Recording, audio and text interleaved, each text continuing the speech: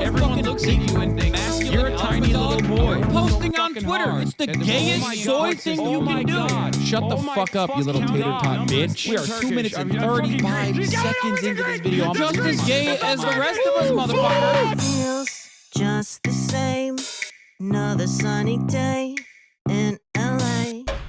Everything is fine, so they say. Wonder what the news is today.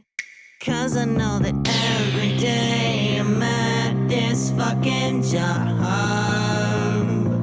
Hasan is streaming. Watch him on the clock.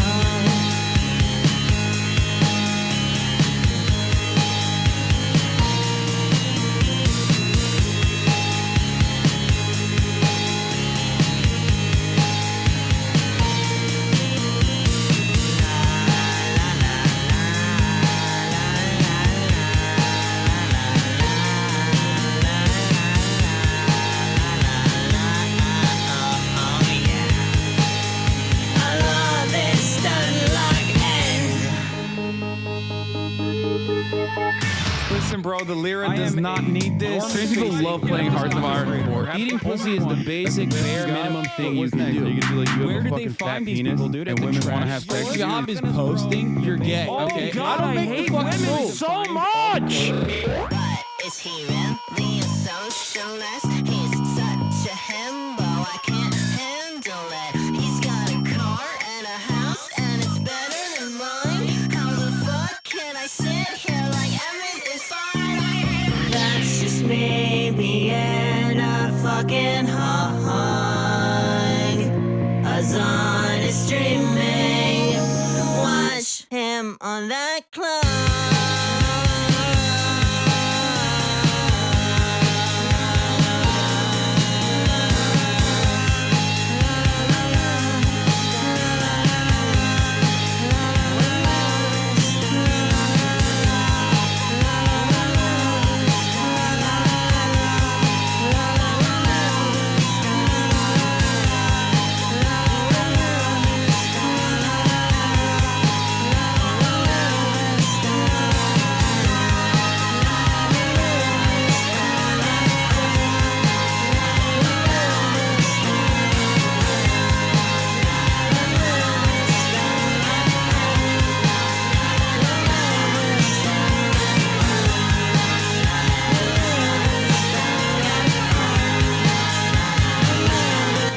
What's going on, everybody? I hope everyone's having a fantastic evening, fantastic afternoon, fantastic pre-noon, no matter where you are in the world. I'm Hasan Piker, and this is HasanAbi broadcast coming to you live from sunny California, Los Angeles, folks. We're live and alive, and I hope all the boys, girls, and MBs are having a fantastic one because today's a beautiful day. Today's a wonderful day. Today is Saturday, ladies and gentlemen.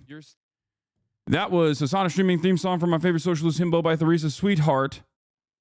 It is Saturday, December 7th, 2024, and I am early, as a matter of fact.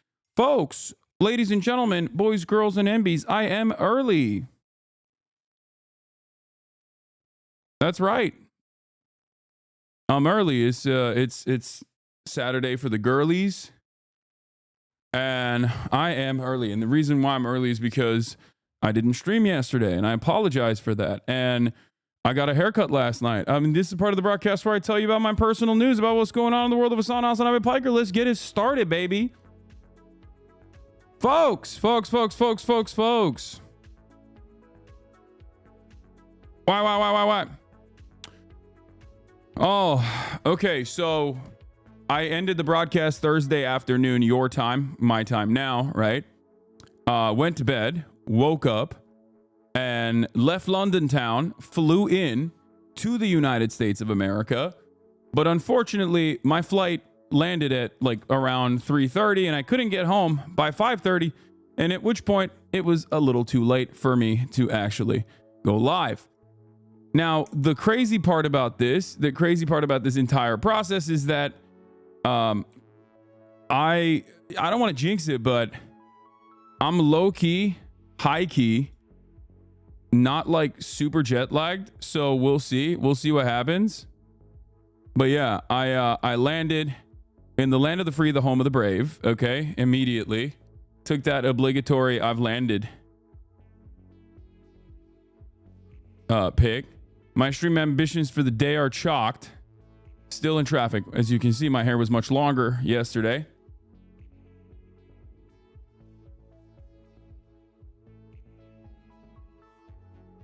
But wait, what happened to my Chatterino? It's like busted. It's not showing subscriptions for some reason. But yeah,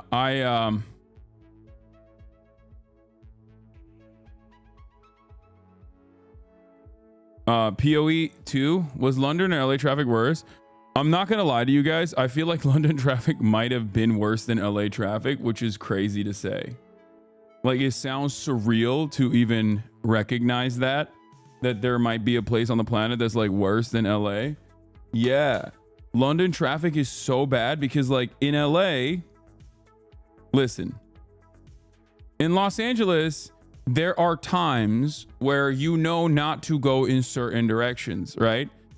Like in LA, there are, you know, you can't go alongside the normal commute traffic at certain points in the day. There's like congestion times.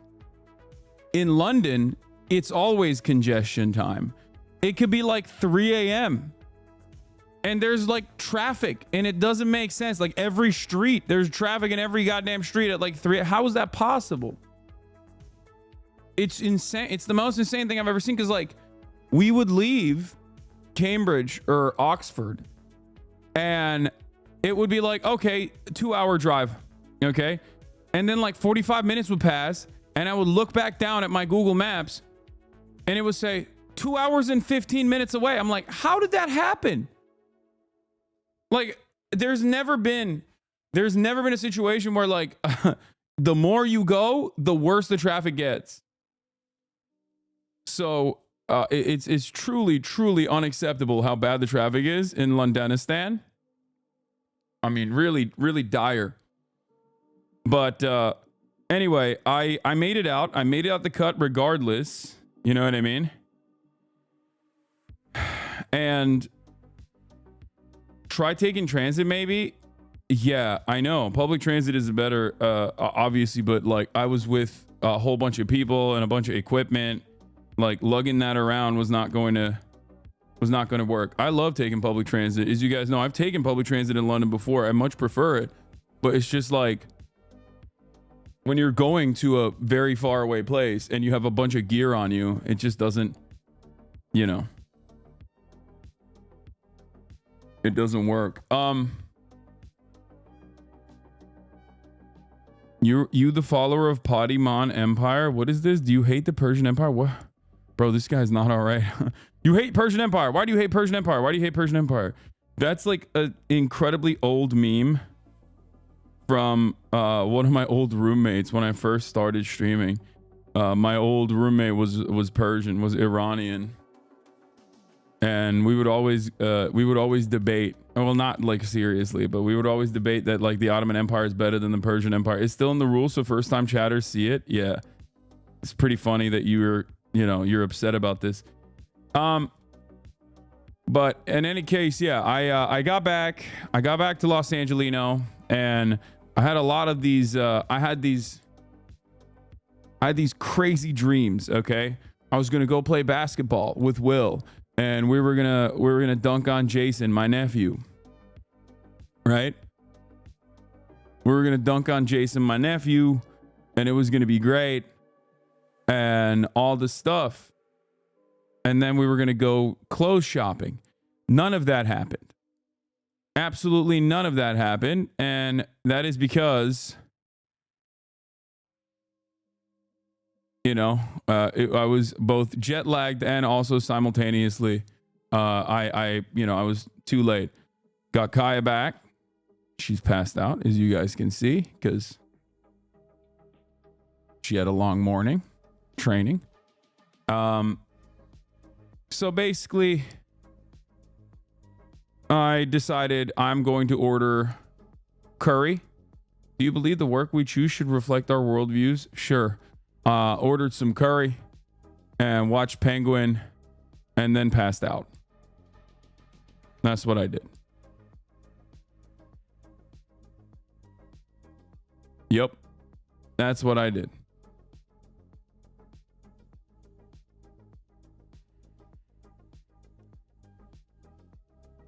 Japanese curry was what I ordered. Tonkotsu. Or no, chicken katsu. Penguin, I'm on like episode 4. But yeah, Bo Song Kwan, thank you for the 10 gifted subs. Yeah, what happened is I ate some curry, I went and I got a haircut, and that's it. I was like, I am going to the Streamer Awards later, obviously. But yeah, I wanted to look at least somewhat decent, somewhat presentable on the Streamer Awards red carpet, and for that purpose we might need to, we are begging you to not cut your hair again. Wait, what are you guys talking about? It looks good when I cut my hair. What the fuck? Y'all are crazy. My shit was out of control when I let it ride. Y'all are wrong. But anyway, speaking of people having a bad weekend, Ben Shapiro, he posted a video. We'll be talking about that in a little bit, but yeah, he is, his audience is very mad at him. But yeah, got my cut, got that shit cut off, chopped off, lobbed off. But had my morning coffee, got my reps in this morning. Quick little 85-pound flat bench press. It's not light work, you know what I'm saying?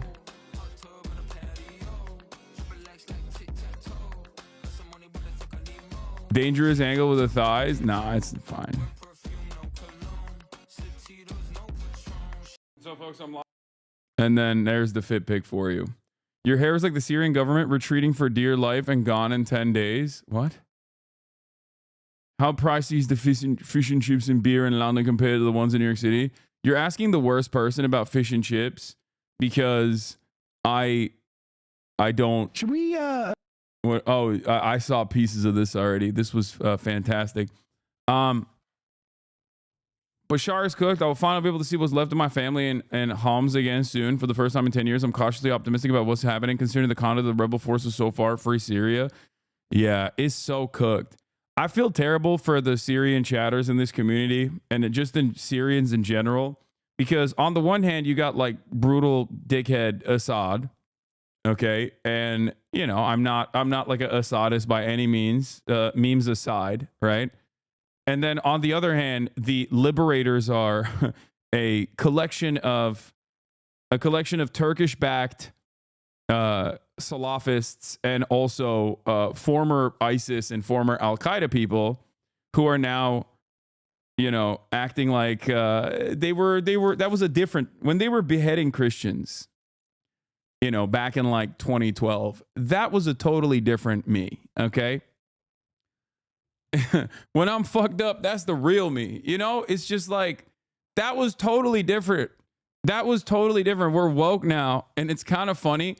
Because, like, they are literally understandably considered the peak of, like, global jihad. Like, when Americans talk about, like, regular ass Muslims and say Islamophobic shit, they're literally pointing to guys like that. Okay? Yeah, ISIS got woke. ISIS is woke now. So, it's just a crazy situation. I mean, we'll see. Jihad means struggle, right? Yes. But those guys, when they say global jihad, they literally, like, that is the one instance where they do mean, like, genuinely going to the Western world and, like, activating sleeper cells and, like, you know, killing people. That's what I'm trying to explain. When, like, for the average Muslim, the jihad could mean struggle. It could mean, like, working out. It could mean, like, self-improvement. For those guys, that's the one instance where it's like legitimately the thing that Westerners think jihad is.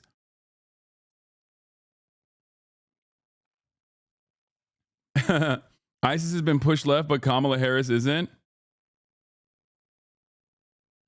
Yeah.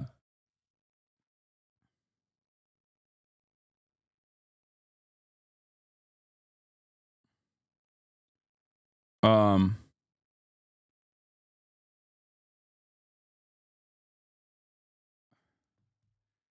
But yeah, I'm gonna do a brief like desktop video, and then Will's gonna get here, and then we're gonna go shopping. So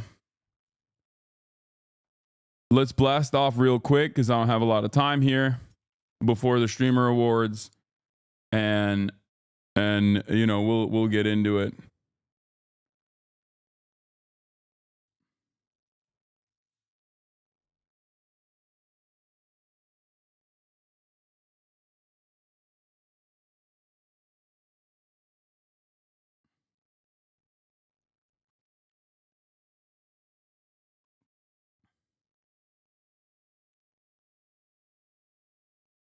Wait, hold on.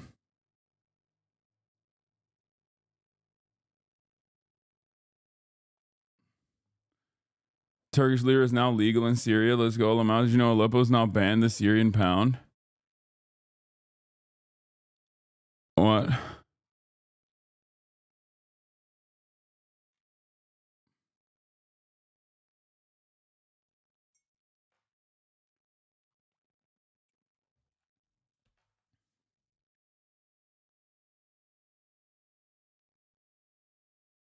Okay. You are truly the go to politics. I didn't understand a thing bro said. Will you talk about the canceled Romanian elections? Oh shit, there's that too. God damn, there's so much going on in the world. Okay, let's just freaking blast off real quick. And then let's get right after it. Let's get into it, okay?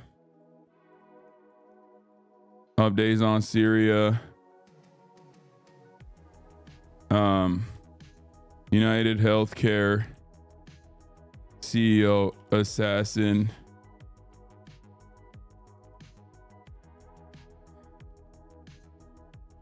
Gets away. Ben Shabibo's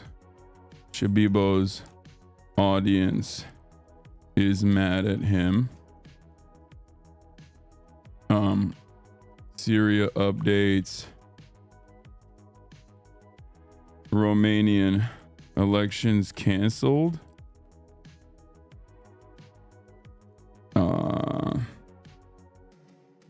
Later,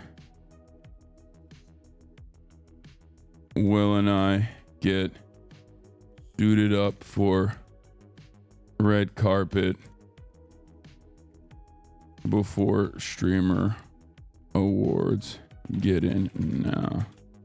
We're gonna do a quick one today. We're gonna blast through everything. Hopefully are you gonna play Elden Ring or the Chinese Gooner game soon? Dude, I'm not playing any video games today, okay? Shut the fuck up. Please stop asking me about playing fucking video games. Oh my god, dude. Like, obviously I don't have any time to fucking play video games today. I don't know when I'll be able to get back to that. All right? Jesus Christ. Jesus fucking Christ. You guys have, like, it's crazy. I'll be in fucking London, okay? I'm like, hey, I only have like 3 hours to be able to stream. And there'll be chatters in there being like, can you play some Elden Ring? No, I can't play some Elden Ring on my fucking laptop when I'm in the middle of like political commentary that I'm trying to get out as quickly as I possibly can. It's already like fucking 1 p.m. Okay, or 1 a.m. in London. Oh my god.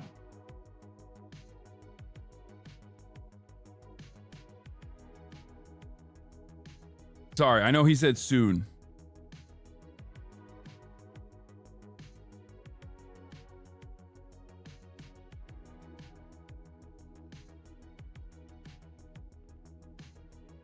Anyway, it's okay, dude. You good?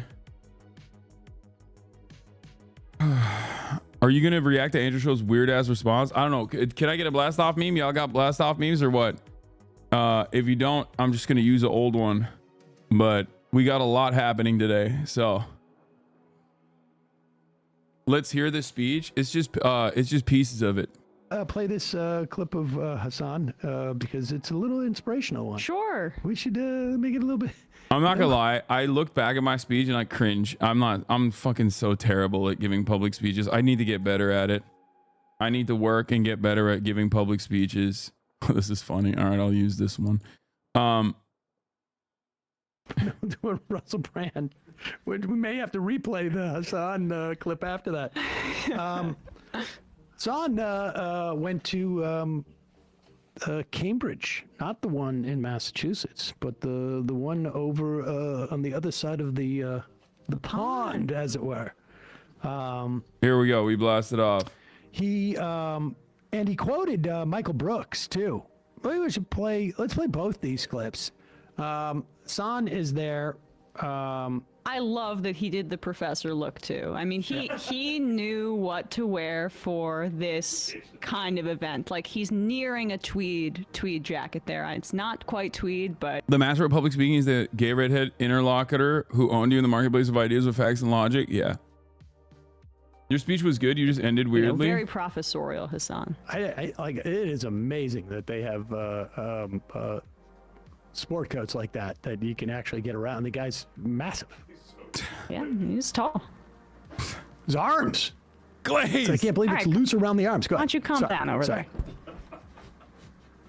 And I stand before you following the footsteps of intellectual giants as nothing but a simple man who understands right from wrong. And sometimes that's all that matters. In the words of my friend, the late great Michael Jamal Brooks, there's nothing complicated about apartheid. The morality of it is clear. If the roles were reversed and a captive Jewish population of 5 million people were being systematically starved, sieged, and dominated, everyone would understand what's going on. Its ancestral lands being destroyed, everyone would understand what's going on. So in his words, it's not a complex issue. It's super simple. It's the most powerful country in the Middle East. It's backed by the United States, the most powerful country on the planet, and it acts on another population of people with total impunity and is never held accountable for anything. Well, I guess some things are changing in that regard, and we'll get to that in a little bit. But there is no symmetry in this relationship, period. That's what Michael Jamal Brooks said. So I see no need for obfuscation, no arguments for complexity,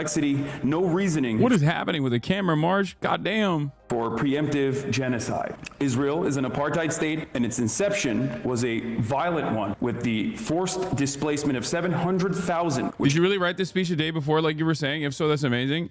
Dog, I didn't write the speech the day before. I wrote it on the car ride up.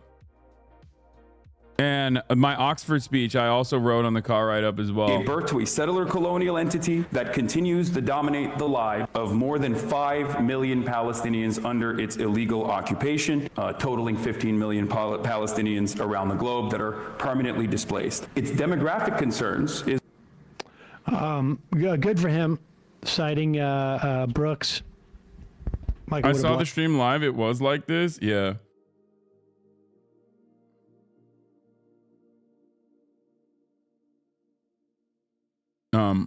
Like that.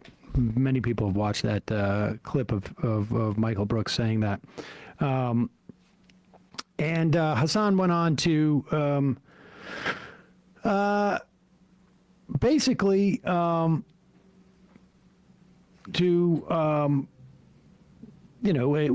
a message of hope, as it were. It is completely understandable that people are feeling a little bit exhausted already and demoralized, and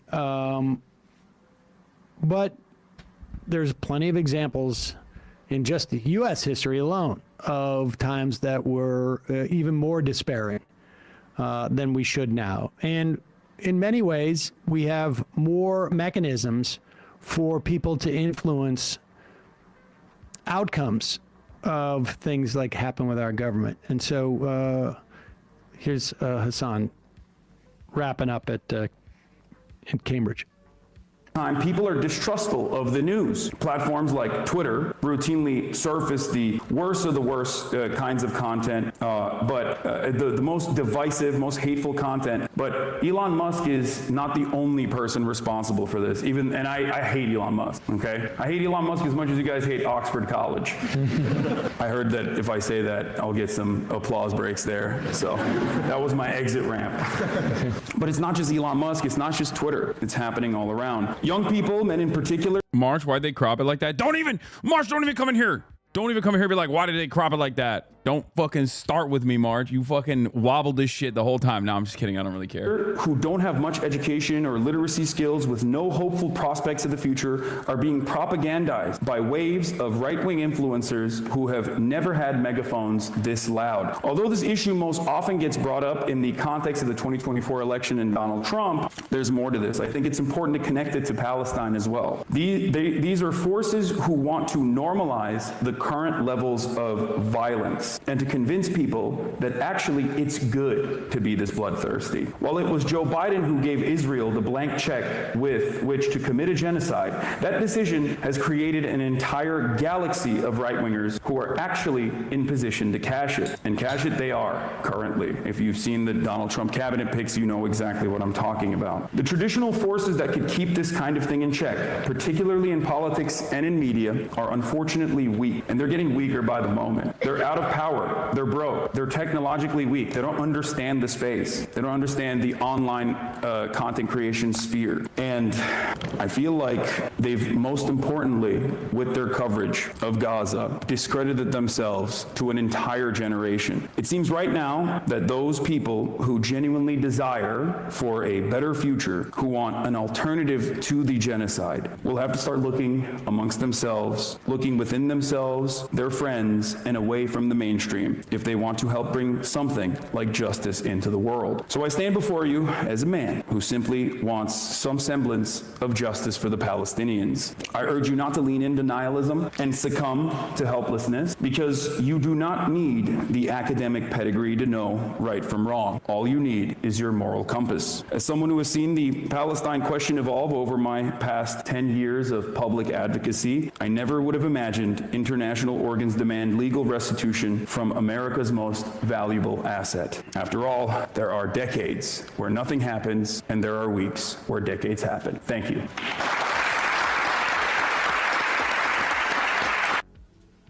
Good for him. That's great. It's great. Hasan is getting more coverage, more attention. Him being on PodSave, him going on with CNN and pissing off Bakari sellers. Yeah, people are telling me that like there's like older people now. You know what I mean? There's older people watching. I gotta change my rhetoric a little bit. I gotta change my rhetoric a little bit. There's like unks and aunties and grandmas and grandpas watching now. I didn't even watch that. I was like, this will put my blood pressure way too high. But your coverage of Syria has been awful and very disappointing. Wait, what? Why? I can't win with these people because I feel like if I were to take the Turkish government's line, they'd be like, Hasan is a Turkish agent. Okay, Hasan is a Turkish agent, and he's defending the Turkish government's interventions. You know what I mean? Like, there's not a point where you're making the rebels seem like good guys. No. What? Yeah, I think once again, as always, when I have these when I talk about these things, considering that like virtually every single angle here is just bad, and the people in Syria are the ones who are victim to it no matter what. You know, there is no world where I can get anybody. No one is going to be happy. There's people who are just straight up like, oh yeah, I'm an Assadist, and I think you're not giving adequate respect to the Ba'athist legend, okay, the Lion of Damascus.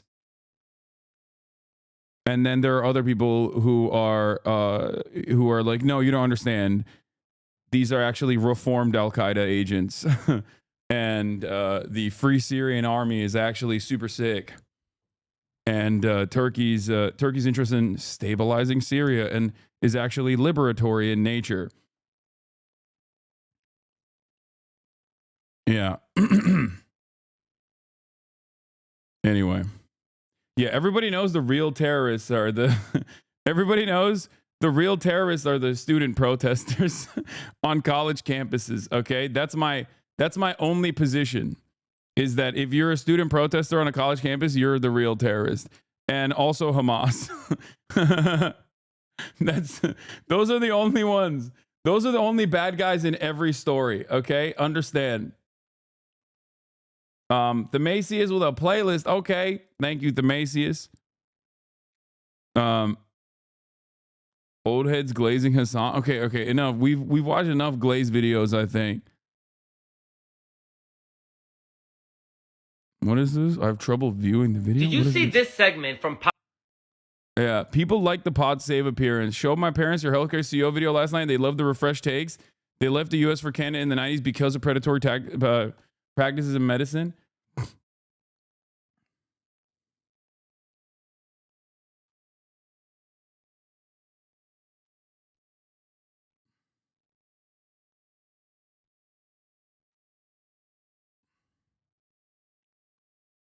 Anyway, so you only defend Muslims? What? Why don't you talk about non-Muslims being massacred by Muslims? Do you feel bad about Palestinian Muslims? And what about non-Muslims who suffer because of Muslims?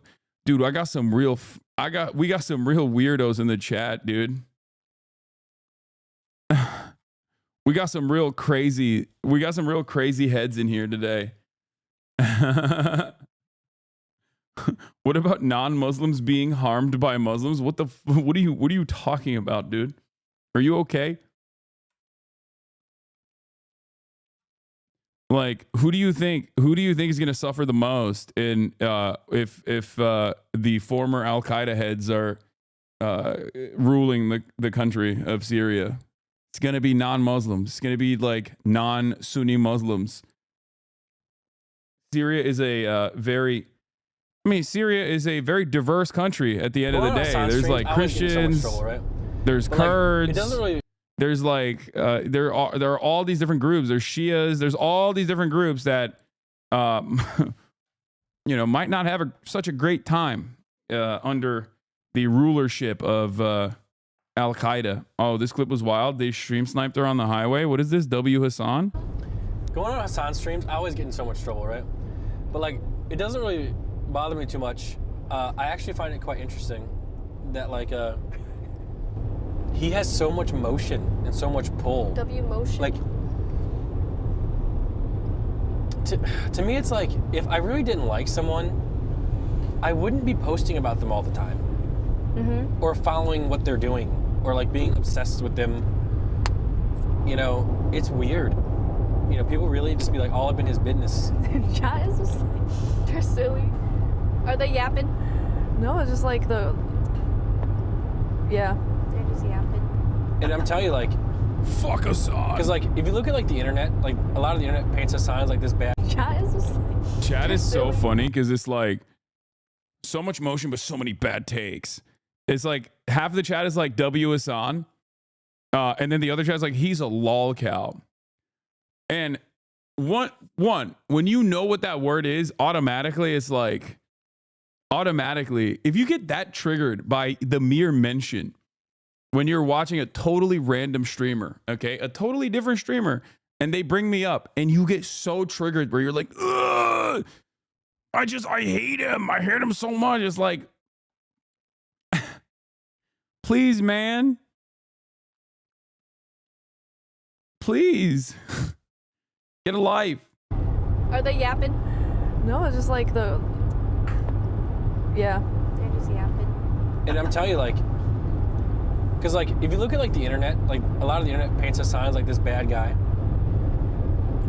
and I don't see him that way, right? And then I hang out with him in public, and like people genuinely love him.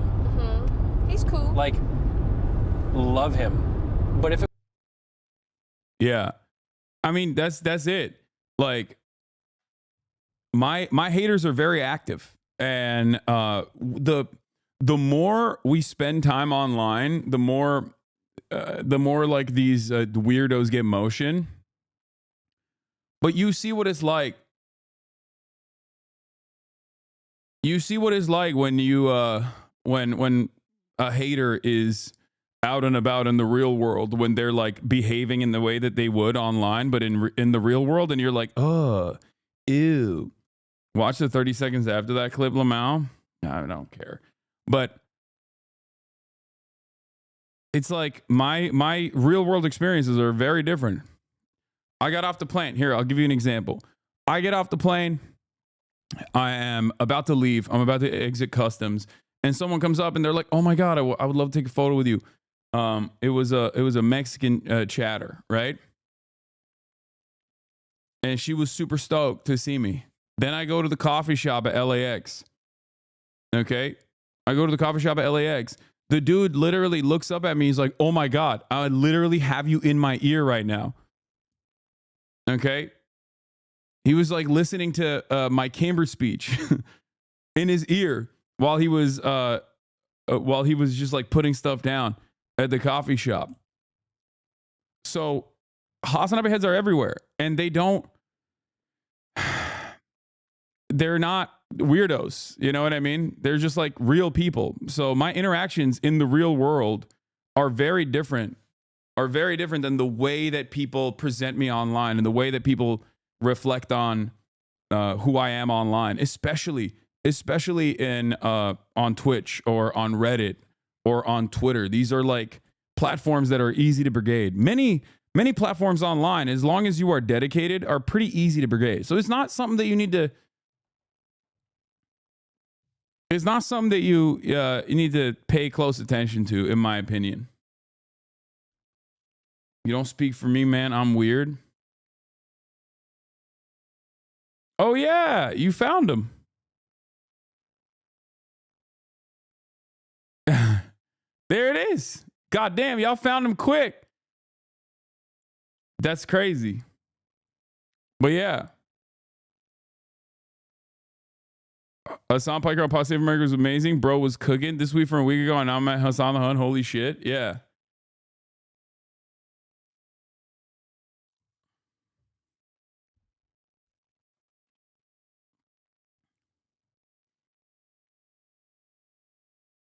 Yeah, the only time I've ever had like haters in the wild are pre-scheduled events where they like openly talk about infiltrating it. It's usually just like fans.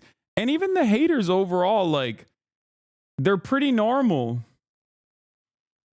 They're even like, I mean, the haters overall in their reaction to me in person are not as like, sometimes they'll be sweaty. They'll be sweaty when they're like in the moment, in the pocket, when they want to be like, yeah, I'm going to get them. But like, you know, it's not like a terrifying experience. Aren't you going to be late to Oxford? When are you flying out, big bro? Yeah.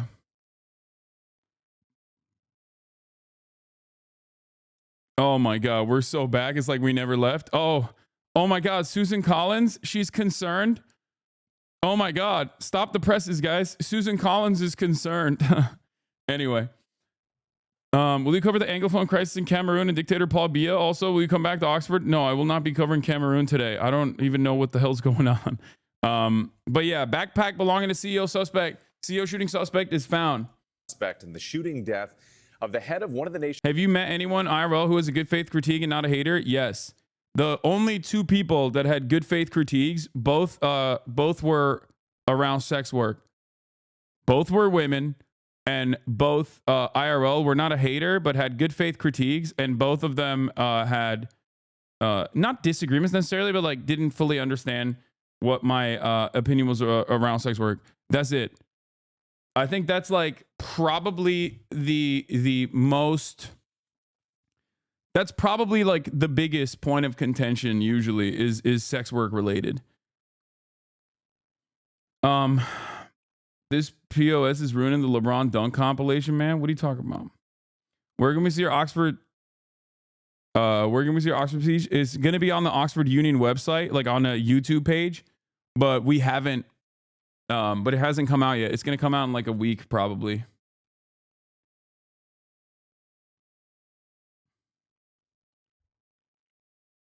Nation's largest health insurers. ABC's Morgan Norwood is here with the latest. Morgan, good morning. Good morning to you, Whit. Yes, police say the suspect behind that brazen ambush of CEO Brian Thompson earlier this week likely took a bus out of the city, but he left behind a critical piece of evidence, his backpack. And as investigators comb through it for clues, the FBI is joining what's now a nationwide search and offering a $50,000 reward.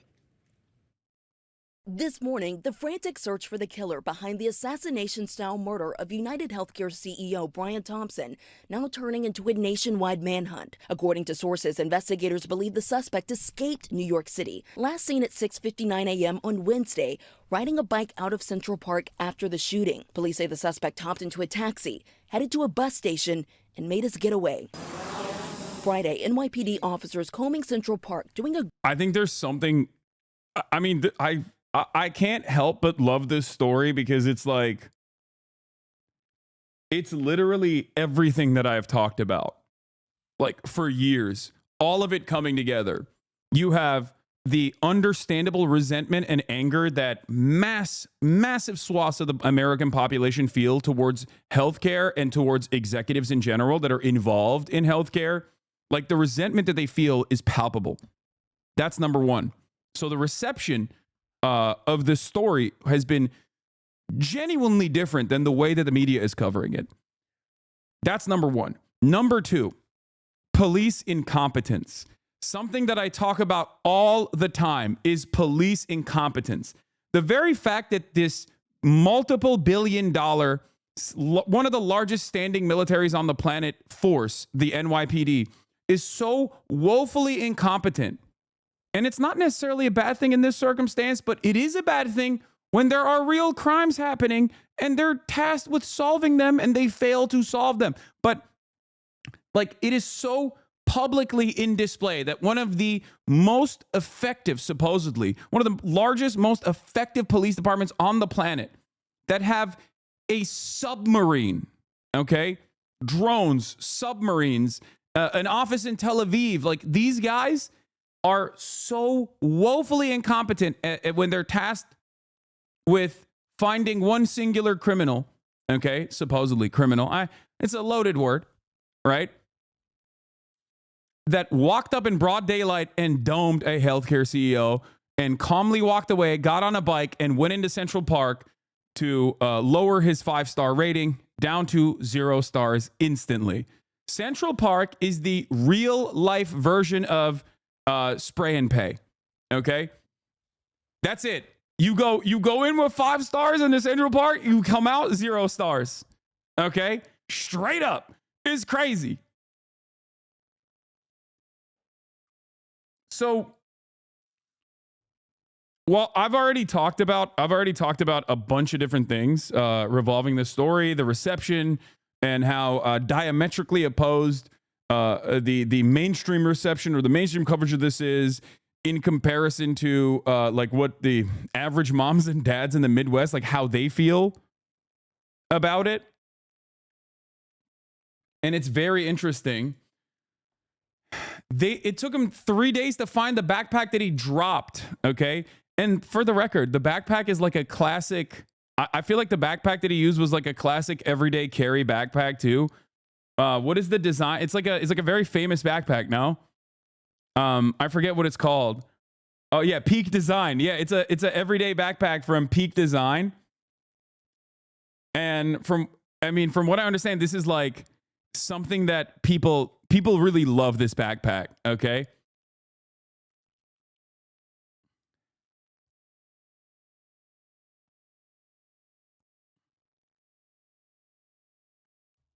By his look, the backpack is, oh my God, the combination in size color is unavailable. Wait, the 30-liter gray is unavailable. It's sold out. It's sold out. The 30-liter everyday backpack from Peak Design is sold out. Wow, that's guerrilla marketing right there, folks. So, that's really interesting. But so basically, it's reselling on eBay for $4K. The jacket is also getting sold out online. Some places also hiking up the prices like 10x. Anyway, that's insane that people watch that and we're like, oh, dude, I love how breathable his windbreaker is. I personally loved the way that he could move in that, the way that he could move in his windbreaker, and how many things he could put in his everyday carry backpack. It's like pretty solid by his look. But yeah, the range of motion. But okay, going back to the earlier point that I was making though, is that like it is pretty funny to see how much the NYPD has dropped the ball on this. It's also kind of interesting how hard they are trying to find him, right? Like there is never this level of involvement for any random person getting murdered in broad daylight. If it was a random person getting murdered in broad daylight, nobody would give a shit. It would not be this big of a deal. So I guess when it's like someone in an actual position of power, when they get popped, it's like, whoa, all hands on deck. This is red alert, red alert. We have to do everything we can. This is the one time where we have to work, and they still cannot meet. They still cannot meet the standard necessary. The only law that matters is don't make cops look stupid in public. Yeah. Keeps you cool under pressure. The backpack. I think it's more about the media attention. No, it's not just because of the media attention. The media attention is also interesting, but it's because of the circumstances in which this act unfolded. It's obviously the motive of it was obvious. It's a person that was like seemingly had gripes with the way that healthcare works in this country, and it's a perfect story for many different reasons. But I think no matter what, like when a wealthy person is assassinated, yes, cops are going to take that very seriously, as opposed to like a random person getting killed. It is also kind of wild that it took him, like I said, 3 days to find the backpack that he just dropped. Grid search by drone and on foot, eventually leading them to the suspect's backpack. Now, detectives sifting through it for clues. That image, that picture of him, and this could be blasted all over the country, and the phone calls are going to be coming in. Someone knows this guy from somewhere. Police say they believe they now have a clearer timeline of the suspect's steps before the murder, telling ABC News they think the suspect arrived in New York City November 24th, 10 days before the shooting, on a Greyhound bus, boarding somewhere between Atlanta and Washington, D.C. Investigators using facial recognition technology on the only clear images of who they believe to be the suspect, captured during a flirtatious exchange with the hostel clerk who asked him to smile to check his ID. This is straightforwardly a perfect story. Okay? Like, even the very fact that he was like rizzing up the fucking reception person. Now, I don't even know if this person is the real person. This is just what the NYPD is claiming is the real person. We don't even know. And I'm not even like joking when I say that, because I know I've been joking quite a bit about the story where I'm like, oh, that's not him. It could be anybody, you know? And before people say completely different jacket, nobody owns one jacket, chat. Calm down. They identified the wrong guy. Innocent man wrongly identified as Brian Thompson shooter, fearing for his life. I mean, wait, what? No, dude, this is a Daily Mail article about Joey Manorino, who is like a fucking random right-wing Twitter troll who's... It's a bullshit article, chat. Don't get fucking duped, okay? That's not... It's Joey Manorino. He's like the classic fucking right-wing dipshit on Twitter. which sources say was fake. Authorities also turning to DNA pulled from items left near the murder scene, including a cell. Whoa! Hey! Calm down. That's a very different gun. That's a very different gun. That's not. That could be anybody. That could be anybody. It looks like I wasn't here. I was in the UK. Stop. I was in the UK when this happened. Okay. Totally different gun. Also, no suppressor.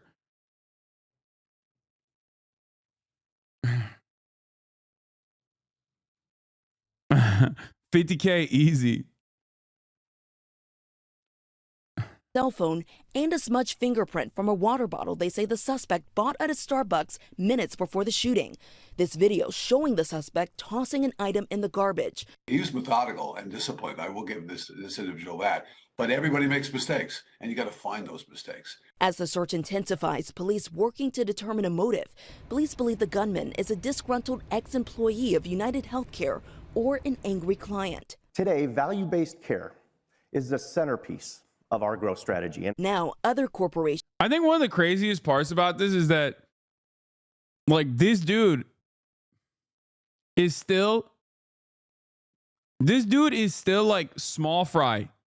Okay. He's not even the top dog. Like the United Healthcare structure, like there's a United Healthcare group. Okay. This guy is the CEO of one of the many different tentacles under the United Healthcare group. So like, he's a low-level CEO.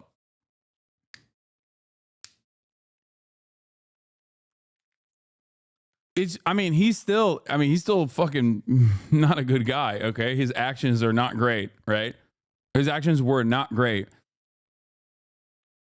But it is interesting. It is interesting to think that, like, there are still, less accessible people that are out there. I heard that some pharmacy techs were saying yesterday no claims were being denied, where it usually is like 30 to 40% getting instantly denied. Yeah, it's a really interesting situation, isn't it? I mean, we saw Blue Cross Blue Shield Anthem reverse their decision like overnight to no longer offer coverage to anesthesia over a certain period of time. Like if you go under with anesthesia for if you go over a predetermined time frame, if you're taking anesthesia for a longer than a predetermined time frame, like they will not cover it anymore. They said that they weren't going to do that, and then they very quickly reversed that decision. I wonder what happened. And then Kathy Hochul was like taking. Kathy Hochul was basically taking credit for it. And insurance companies on high alert, reassessing security for their senior executives. And investigators are looking into the possibility that the gunman used what's known as a veterinary gun, typically used on farms and ranches. But now that the suspect may have skipped town, they're really leaning on the public for help. Those photos that we've shown are the clearest ones yet, and they are hoping someone out there can recognize him with. And Morgan, other companies are now taking notice and taking. He was the CEO of United Healthcare, which is the insurance division that makes up 3/4 of the UHG's revenue. Action when it comes to security now. Yeah, this has really shaken up corporate America. We have several companies, insurance companies alike, scrubbing bios of their top executives from their website. Just this morning, we're learning that Centene, it's another major insurer, announced that it's not going to do its in-person investors meeting here in New York City. Instead, they're going to move it virtually. All of this to protect their employees and executives. So again, we've got heightened alert, not just in corporate America, but among these insurance companies. This ripple effect across the country. Morgan, thank you. Yeah, a time frame that doctors don't determine either. The insurance would determine it. But that's just how it is in America. That's my point. That's what's so frustrating about it. That is what's so frustrating about this process. And not only that, but also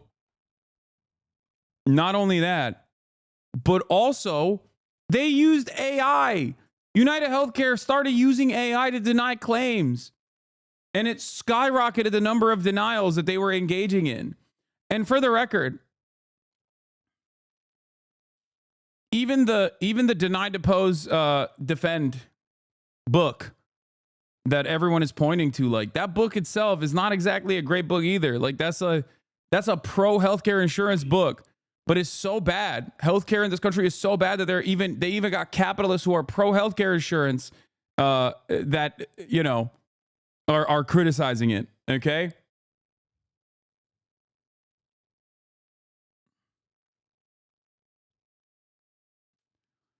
United CEO Andrew Whitty gave an address to the company today, leaked to me, telling employees we guard against unnecessary care and to tune out the critical noise. Has been disturbed by the amount of negative and in many cases vitriolic media and commentary that has been produced over the last few days, particularly in the social media environment.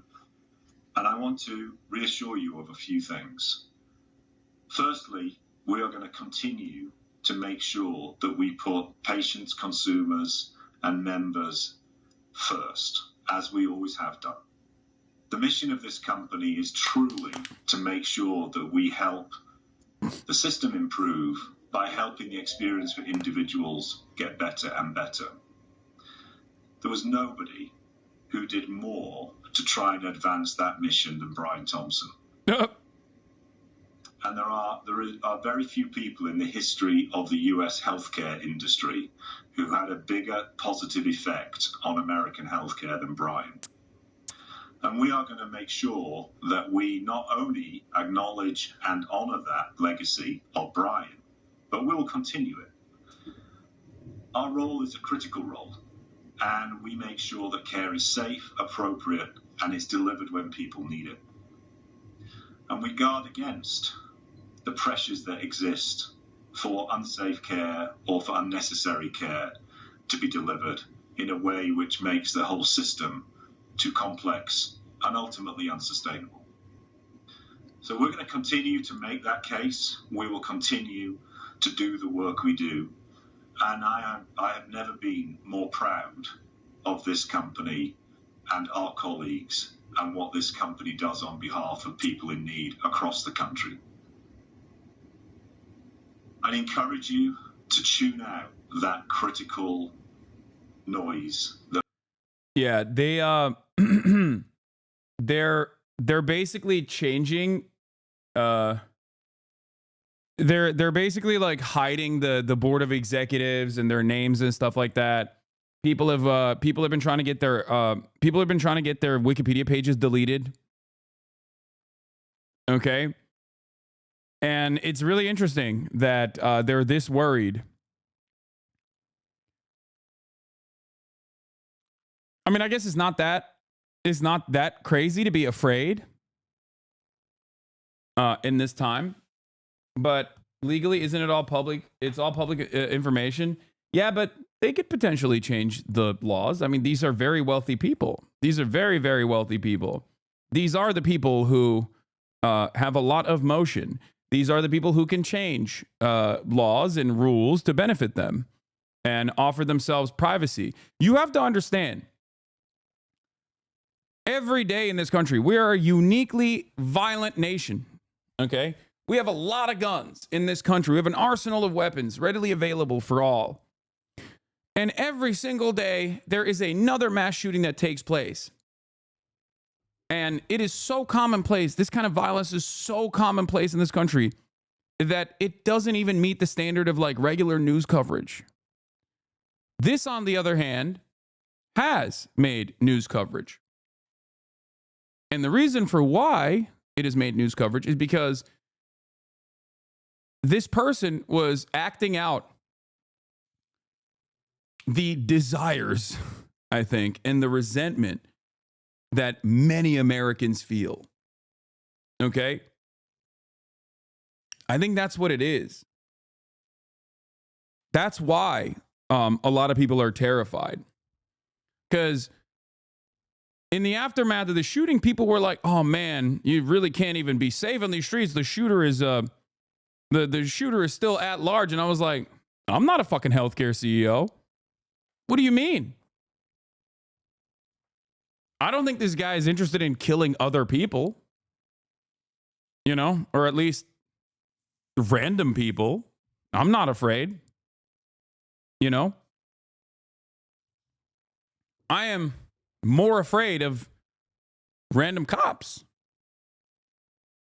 Straight up.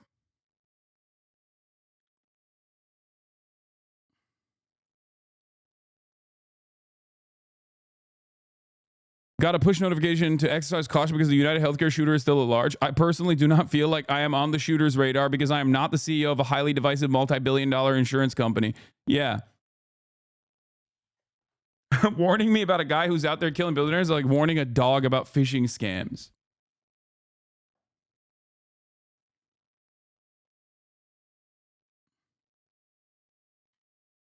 So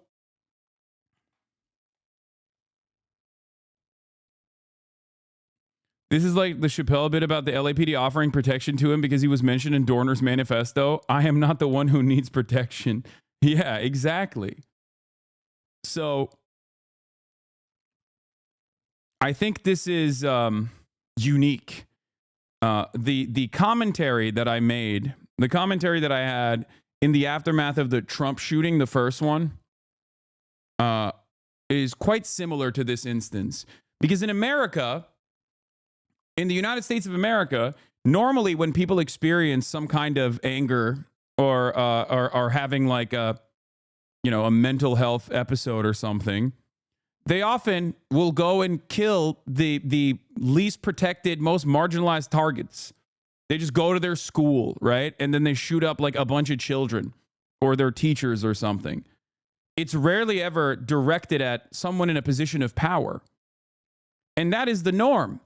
And as long as that is the norm, we will never get any changes on gun laws. We will never get any changes that actually protect the average Americans. We're actually used to the average American being slaughtered, butchered, senselessly. But this was a directional act of violence. And I think that's the reason why a lot of people in positions of power are fearful. And I think that's the reason why a lot of people are looking at the media coverage over it and going, I don't feel this way.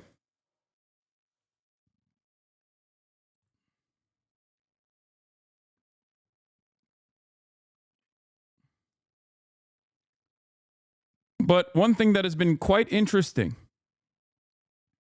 is seeing conservatives also exhibiting the same anger that you normally would hear from leftists online, right? Like the reception of this story has been quite interesting. Americans from all different walks of life, from all different kinds of backgrounds, different political ideologies that have all been fucked over directly by the privatized for-profit healthcare structure in this country also carry the same resentment that the shooter had. And that's precisely the reason why, while right-wingers and mainstream media, both liberals and conservative alike, are trying to maintain this civility aesthetic to say, people are celebrating this, like this is crazy. Normal conservatives, on the other hand, are like, of course people are celebrating this. What the fuck are you talking about? Look, people are naturally going to celebrate. This is on r/conservative. This man's death is an allegory for the failure of privatized healthcare as a whole. We can all relate. Prescriptions we can't afford. People we know who have been turned down. Healthcare or treatment due to insurance reasons. I'm a Republican and I'm not going to defend the failure of privatized healthcare. It's an absolute tragedy that people who don't have access to healthcare. I know that sounds like a lib talking point, but this is America. Healthcare should be just as great as the rest of our country. Complicit for over 7 million deaths, 1/3 claim denial rate, UHC being investigated for using algorithms that automatically deny claims. UHC has some of the highest healthcare premiums and costs. All the while, he was a CEO and making over $10 million a year. Also, he was being investigated for fraud, money laundering. This man did not have clean hands. I'm not justifying murder, just stating facts. And in America, healthcare costs are still higher than many countries around the world while providing subpar service compared to said countries.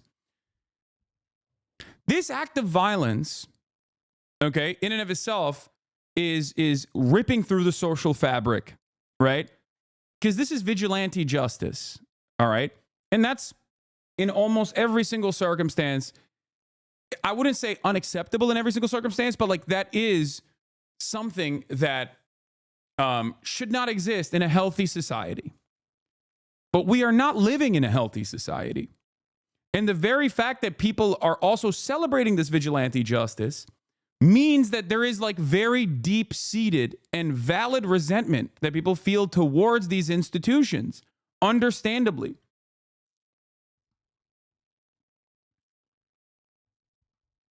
That's it. That's it. And it's kind of crazy because, like, this is unique for the conservatives. And the reason why it's unique for the conservatives is because conservatives love vigilante justice. Their own version of vigilante justice is oftentimes directed at appropriate targets, those without any power whatsoever. Conservatives have celebrated Kyle Rittenhouse. Conservatives have celebrated that old guy that looks like Santa Claus that killed those climate protesters that were blocking traffic. Conservatives celebrated Daniel Perry, who killed in broad daylight in a crowded subway car a black homeless person who was exhibiting a mental health episode. He choked him to death. Conservatives celebrated Daniel Penny. Did I say Perry? Sorry. Daniel Penny, and still do.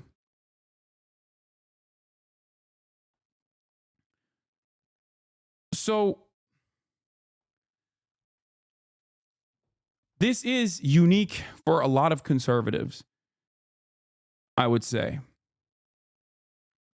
Because normally, this is a person in a position of power. This is a person that is at the top of a reputable institution. Healthcare is important. Normally, you don't hear this kind of sentiment being expressed by conservatives, except as right-wingers try to polarize the subject and hit it from the angles that they're used to try to get their fan base to agree with them, to see this in the way that they see it. Right-wing commentators and mainstream media are failing to get people to be upset at the shooter. Because I think their personal experience with healthcare is so bad that they are aware of the inconsistency with what a wealthy political commentator like Ben Shapiro is saying. This video, by the way, apparently is sitting at 21,000 dislikes, and how they personally feel.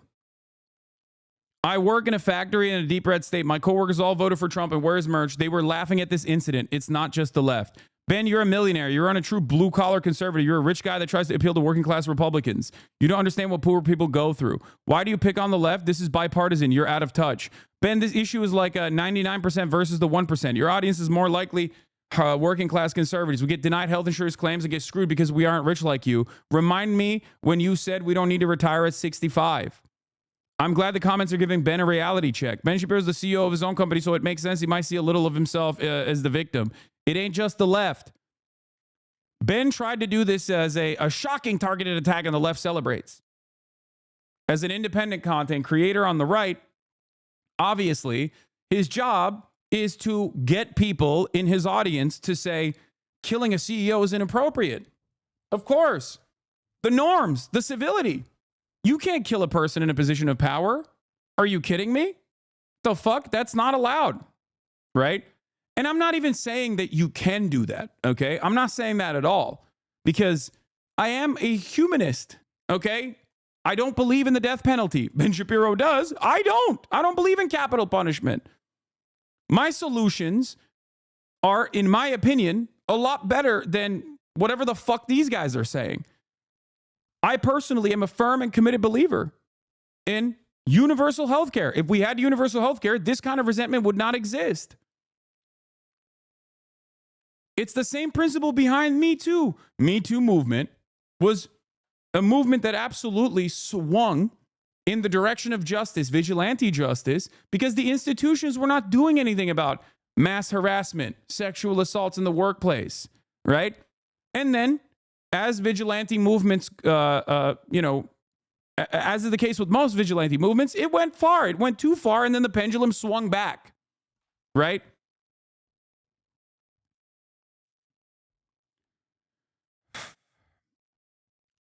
And it's really interesting that Ben, Tim Pool, Matt Walsh have all tried to, oh, it's at 8.5K dislikes. Sorry, it's not at 19K. Thank you, Little Bear, for showing me how many dislikes it is. The dislikes are still outweighing the likes on the video.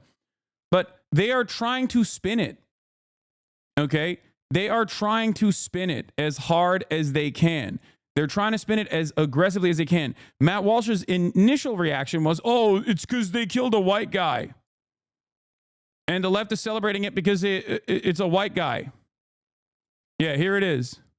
The left is outright praising the first-degree murder of a health insurance CEO because he's a white male. If he was the CEO of the same company was a black woman, you would not be seeing any of the gloating and celebration. I hope everyone understands this basic point.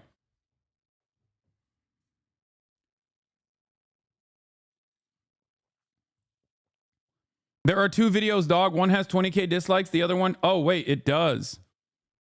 The evil revolutionary left cheers murder. Oh, my God. Oh, my God. He made two videos on this. It is at 21,000 dislikes. Wow.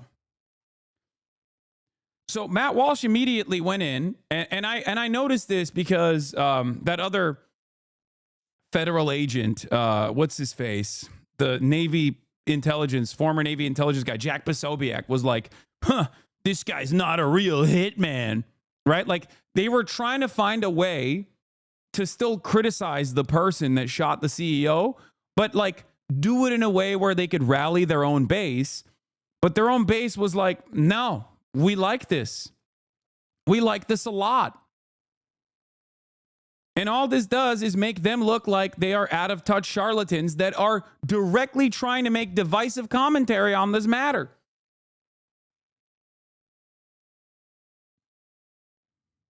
The left is outright praising the first-degree murder of a health insurance CEO because he's a white male. If he was the CEO of the same company, but it was a black woman, blah, blah, blah. Most people were like, no. Yeah, this is the replies to Brian, the CEO. Okay? Brian Thompson, the CEO's LinkedIn post from a year ago. Brian Thompson, this seems like a laudable mission, but United Healthcare Group is failing my mother by not providing her basic care to get better and get back to her life.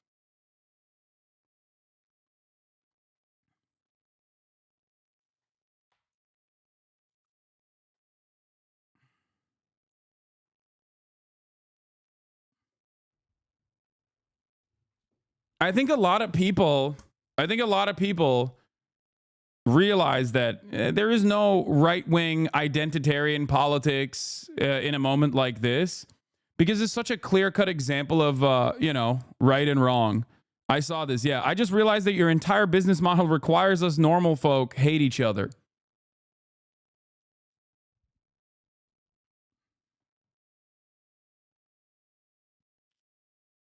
I would say that healthcare is one of the most important issues in this country, one of the most glaringly obvious historic wrongs in this country that continues.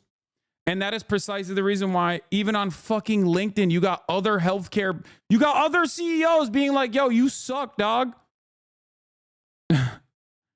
You are doing a great job cutting your costs. Not having a single anesthesiologist and network in the entire state of Montana is a great policy to save you money. I'm telling you, man, healthcare and home ownership, like healthcare and housing prices, are the two key things that everyone gets fucked over by. Every single person. If a party was tackling that, they would be running the table permanently. They would have a permanent democratic popular regime. They would have a popular broad mandate. Education is very bad too, but I'm saying, like, in terms of like the top priorities, I think it's healthcare and housing. People are very, very, very angry, understandably, about the situation that is unfolding, about their own material realities.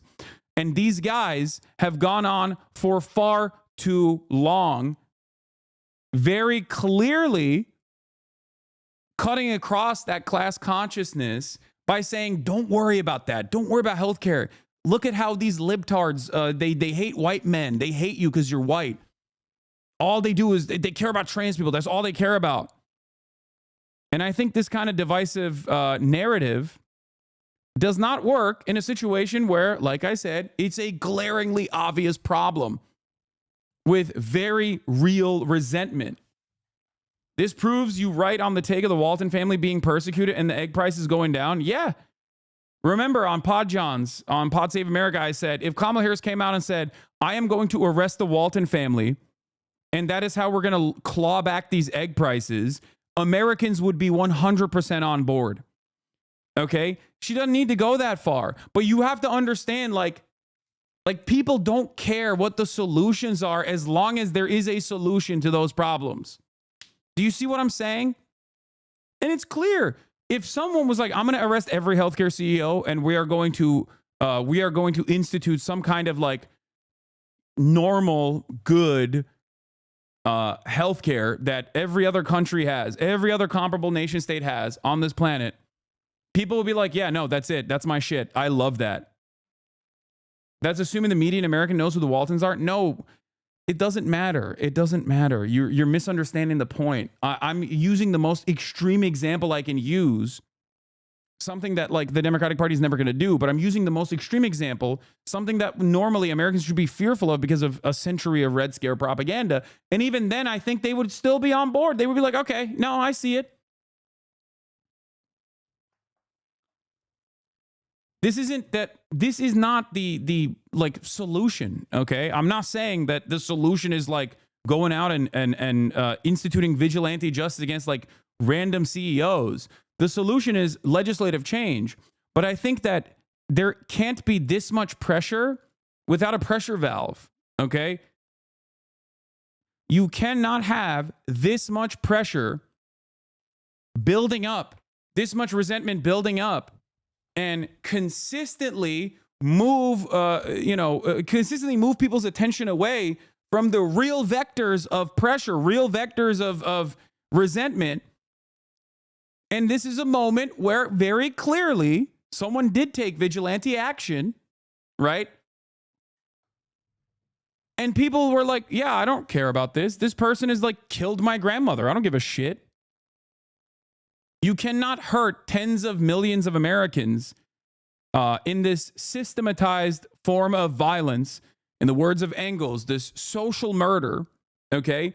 And then expect people to also lap it up and care about the institutions. This is the same thing that I talked about with Donald Trump winning the election now twice. In 2016, he won because people were like, I'm angry at these institutions. Fuck the establishment. I don't give a shit. Let's blow it up. And that's precisely what happened again. This time around, it happened once more, and people just don't understand it. Donald Trump's like, yeah, we're going to fix your housing prices. How am I going to do that? By deporting 20 million immigrants. I'm going to fix the egg prices. How? Deporting 20 million immigrants. It doesn't even have to make sense for a lot of people. They're just like, okay, I trust this guy. He sees the anger that I feel, and that's his solution. I'm willing to, take a bet. Every post on r/conservative is basically saying open corruption from leadership, unaffordable healthcare, wars and revolutions breaking out worldwide. We really might be hitting a critical point in history. Double the industry standard on claims denials. Eat the rich will start somewhere. Frankly, it's inevitable. You got Republicans talking about eat the rich, man. That's crazy. The entire Republican ideology revolves around defending the rich, and it's failing. It's because all of the divisive ways in which people have been sedated into, folks, the reason we can not recognizing who the real villains in society are failing as well. Okay? Where is it?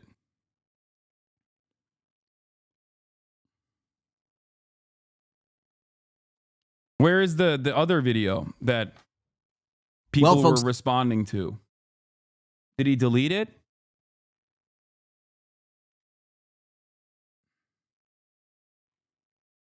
Scroll up, second row. Oh, the evil revolutionary left cheers folks, we have murder. Updates in the search.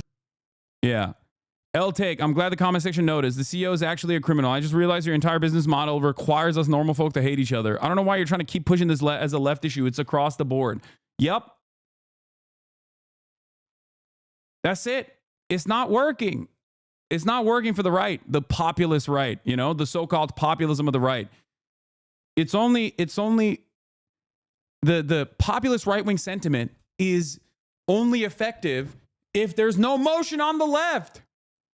This is why I say if the Democratic Party actually got their fucking shit straight and were truly fighting to fix some of these problems that Americans are facing, the Republicans would not be able to effectively cut out this like anti-trans shit, this anti-immigrant shit. It just wouldn't work because everyone would be like, okay, well, this guy wants to fucking make my healthcare free. I don't give a fuck. I don't care about trans people. I don't care. Yeah, they're weird. They're gross. Who gives a shit? Is the normal attitude that most right-wingers have. They're like, yeah, okay. Is that gonna put more money in my pocket? Is that gonna put food on my table if every single trans person is no longer allowed to compete? All 40 trans people in the entire fucking state, in the entire United States of America won't be able to compete in fucking high school swim meets? Is that gonna give you more money? Is that gonna make healthcare affordable? No.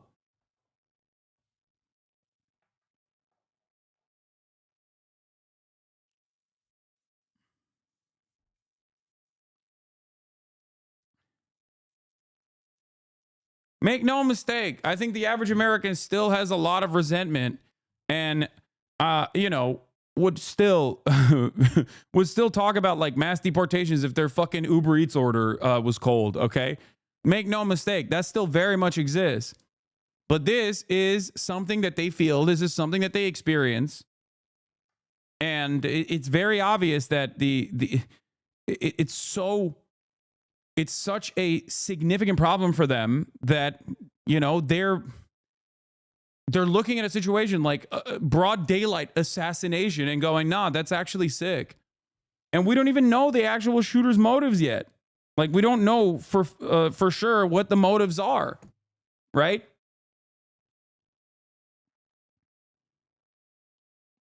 I've had 2 doctors retire in the past 4 to 5 years because they claimed they were tired of spending the majority of their day arguing with insurance companies about how to care for their patients. One said apparently their accounting degree trumps my medical degree. Everything is denied by default and hope to frustrate the doctor impatient enough to concede. I don't condone the murder either, but I'm not surprised it happened. I'm dealing with insurance right now and have multiple doctors say, I need surgery, and the insurance company still refuses to approve it. Yeah. It's fucked up, man. It's fucked up. The widening manhunt for the gunman who killed United Healthcare CEO Brian Thompson. This morning, New York City police say they recovered what they believe is the shooter's backpack in Central Park. That's where the gunman fled after shooting Thompson in front of a hotel in Midtown Manhattan early Wednesday morning. While the backpack may serve as a valuable clue, the search is now expanding well beyond New York City and now includes the FBI and more than 80 police departments nationwide.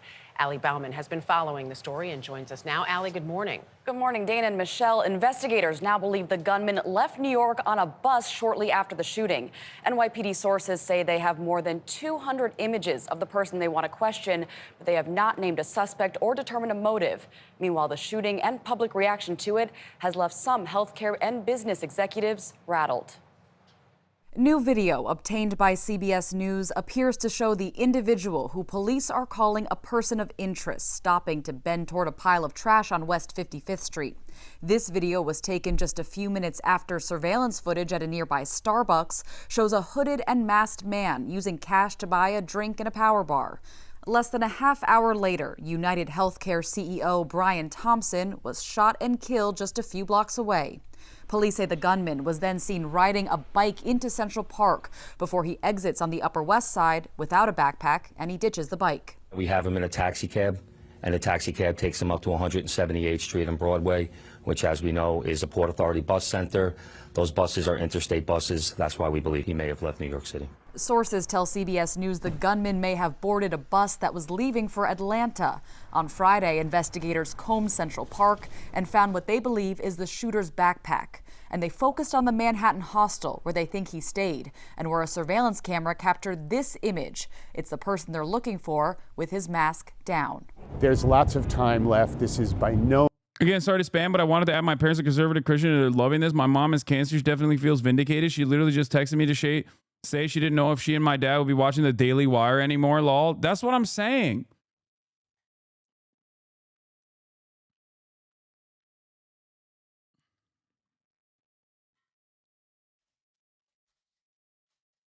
Like, this is a glaringly obvious pressure point for a lot of Americans. They don't give a shit. They don't care. They don't care that, like, this is a system-breaking act.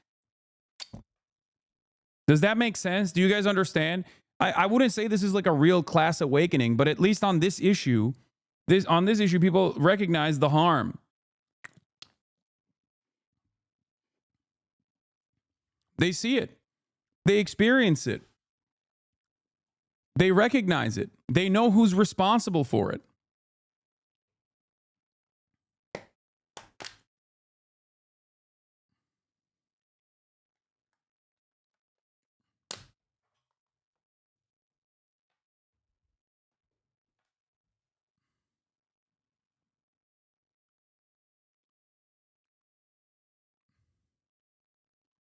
My company, Mayo Clinic, has a literal division of people whose job it is to argue with insurance companies on behalf of doctors because they don't have enough time to argue every single diagnosis or procedure that their patients need. Yeah. All that stuff makes healthcare more expensive in this country, for the record. All of that stuff makes healthcare more expensive, more costly, and shittier overall. Anyway, and the police are desperate. Apparently, NYPD sources say the artificial intelligence is going to play a big role in nailing the idea of the gunman who killed the United Health CEO. His mask, to point out, didn't totally cover his face. Bone structure was showing through the rest of it. And AI will come up with a pretty clear match, they believe. I think it's very funny that they are using the bunk-ass artificial intelligence. The irony of using AI to capture an assassin who killed the CEO that instituted an AI model with a 90% error rate is fucking fabulous. This is low-key, yet another instance of the enshittification of everything. The profit motives, creating worse outcomes overall. And it's a institution that's tasked with, like, finding this criminal, right? And they're going to fail. It's a failure. The AI system is fundamentally broken. It's only good and working as intended when you are using it to deny insurance claims. It's supposed to be bad. It works as intended with the Lavender program, Israel's targeting program.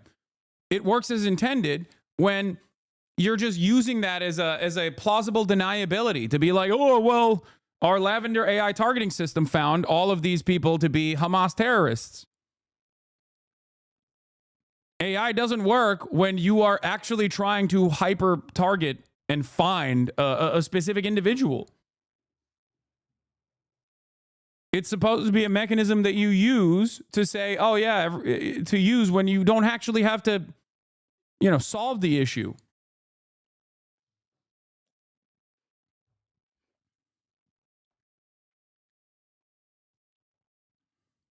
No means in any way cold, this trail. This is a hot trail. Meanwhile, the shooting has reignited national anger with the healthcare industry. Investigators say the words deny, delay, and depose were etched into bullet casings found at the scene, words often used to criticize insurance companies' tactics in rejecting patients' claims. We're fighting with the insurance company over her dialysis to keep her alive. In the days after the shooting, social media lit. Yeah, the story very quickly turned into like the broad public reception and the anger that they feel towards this guy who just got murked and the entire insurance industry. You can't fuck over tens of millions of Americans at the behest of the profit motive for years and years, and then expect people not to respond like this in a moment where there is some semblance of vigilante justice at play. Okay? This requires systematic overhaul. Okay? This requires legitimate change. That's it. And these guys, these institutions, mainstream media, right-wing Republicans, people who maintain the aesthetic posture of civility, people who are desperately trying to frame this as a partisan issue, those people are woefully inequipped. They're underprepared. I don't think they were expecting this groundswell of positive affirmations for a person that did a crime in broad daylight. Americans are very crime brain. They literally will be like, "Oh, you stole a fucking you stole a Snickers bar from Target? Like, that's unacceptable. You should get a death penalty." Like, that's the attitude that people normally have. So in a country like that, all of a sudden, Americans are coming out of the woodwork, regardless of political ideology, turning around and saying, like, no, this was good. That's how severe the pain is for every American person. It up with Americans sharing their frustration with insurance providers. A survey taken last year found 12% of claims were denied, up 20% from 2020. While a 2023 survey found nearly 60% of insured adults experienced some issue with their coverage in the previous year. What's Jenks' attitude on this? Well, I'll tell you, I don't know about Jenks, but Anna Kasparian also hit the classic, like, I can't believe the left is celebrating murder, and then changed her tune real quick. Originally she was like, originally the first day when it came out, I remember reading a tweet from her. When it first happened, I remember reading a tweet from her that was like something that even Michael from Pennsylvania was yelling about, I think, right? Am I crazy? But she has basically decided, you know, oh, she said this. I mean, this is pretty much the same reaction leftists like him have when a working class woman is stabbed to death at a bus stop by a repeat offender. They want roaming in the streets. But she very quickly changed it. Or are we just going to devolve into vigilante justice? Plus, it's useless, counterproductive. That brings no change to healthcare. But then today I saw her. Yeah, first she said, this is how the left is on random working class women being stabbed, which is crazy. I don't think anybody fucking has that kind of attitude, this indifference, okay? Then she said, responding to someone that said, are you okay with for-profit healthcare? She said, I still have the same views on healthcare. I want single parent. You can hate and condemn our healthcare system or United Healthcare in particular, and also condemn murder. Are we just going to devolve into vigilante justice? If that's what people want, I'd be careful. I thought that was the kind of culture we didn't like. I guess it's okay when you find it righteous, but what comes with severe societal consequences that are worth considering? Plus, it's just useless, counterproductive, really. This brings about no change to healthcare. I get it if you don't feel empathy, but maybe don't overtly be a dick about it. Political positions never win when they're attached to unlikable people. And right now, the left is unlikable. And then she responded to Ben, live your life in such a way that you aren't a socialist leech on the ass of society, reveling in the murder of people who work for companies you don't like. Her attitude is different now. It's not just socialists that feel this way. It's felt across the political spectrum, which might mean you're misidentifying who the leeches are. So it seems like she's changing her rhetoric a little bit.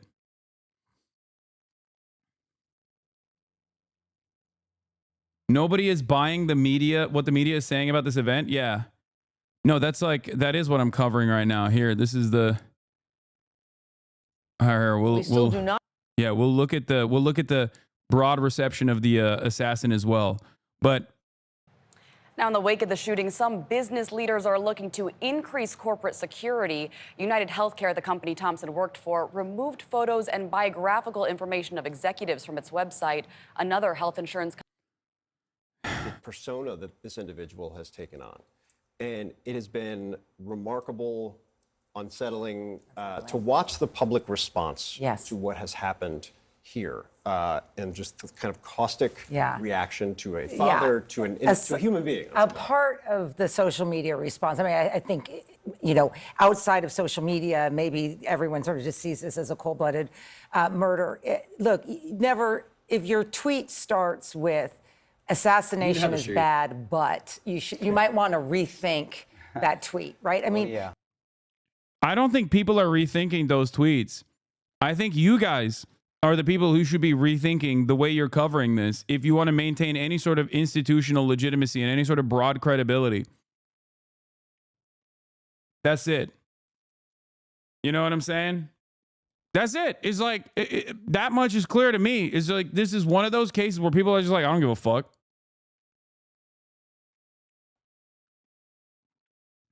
One must examine why people feel that way. You don't have to go out of your way. You don't have to go out of your way to be like, murder is awesome. This is sick. Like, you don't have to say that, right? But I think this requires an in-depth examination as to why people feel this way. And I think it requires an in-depth examination as to why many people whose entire job is to basically say all the harm that you're experiencing under this awful processed, serialized form of murder at the behest of the profit motive is actually good, and there's no alternative. Like, all of those people that say things like that on these institutional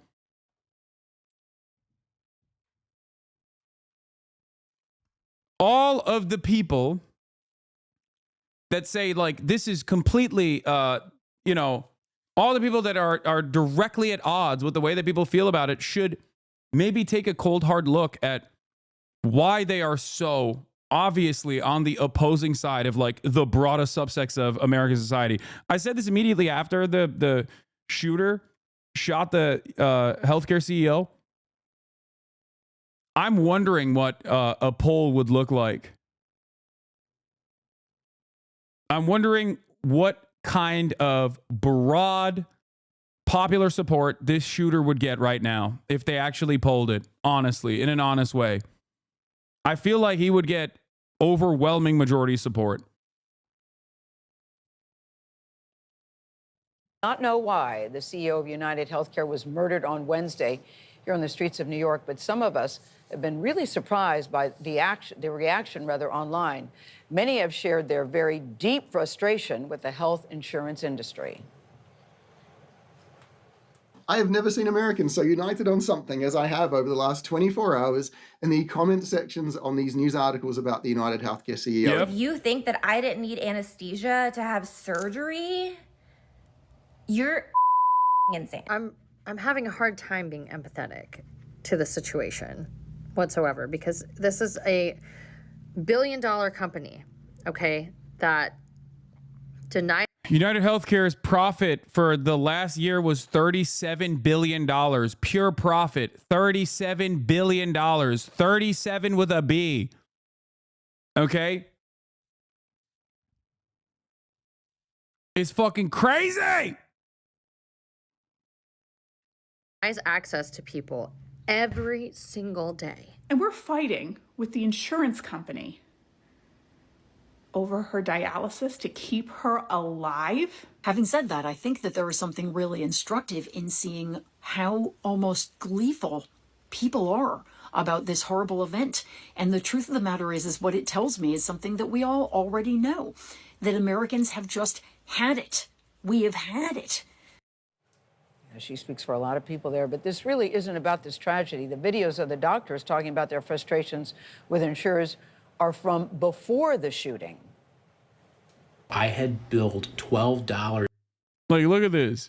United Healthcare forecast on December 3rd. Profit largely in line with estimates. Forecast adjusted profit for 2025 largely in line with Wall Street estimates. The company sees adjusted profit for the year between 29 shares of the company fell 1%.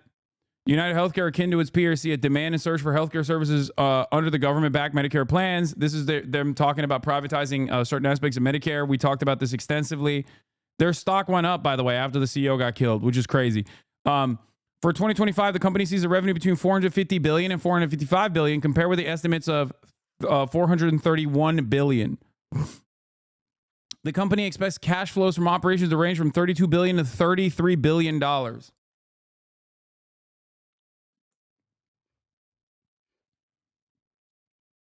The stock is down 10%. Oh, it is?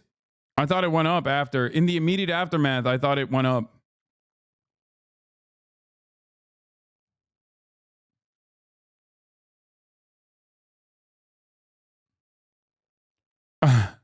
Last tweet on this, but the idea that health insurance providers are greedy and squeezing customers to juice their profits is ridiculous, dangerous rhetoric.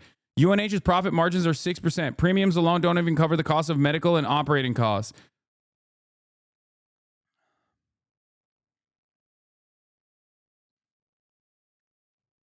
Then it shouldn't exist. If it's not profitable at all, then let's just fucking not exist it. Let's just literally end it. Like, what are we doing here? Oh man, this is some sort of, am I supposed to assume that for-profit healthcare insurance companies are actually operating at the behest of the population? It's a fucking fake mediator industry that doesn't need to exist. It doesn't exist in so many other places. I hate this idea. Yeah, by the way, that 6% profit margin is $33 billion, which is what's crazy. And yes, the stocks did go up immediately after he got shot. The real reason United Healthcare stock prices spiked after its CEO's murder. They eliminated a redundancy. That's probably why. Civil war is inevitable. Elon Musk, it's not base to kill a CEO. Yeah. Civil war is inevitable and great if it's actually Americans fighting against Americans on, otherwise inconsequential things to those in positions of power. I don't know if Elon actually tweeted that second tweet, by the way, but I do know that him and every other CEO right now is probably shitting in their fucking diapers. I don't think the second tweet is real, for the record. It's not base to kill a CEO. I doubt that he would say that. He knows, he probably recognizes how much motion this has right now.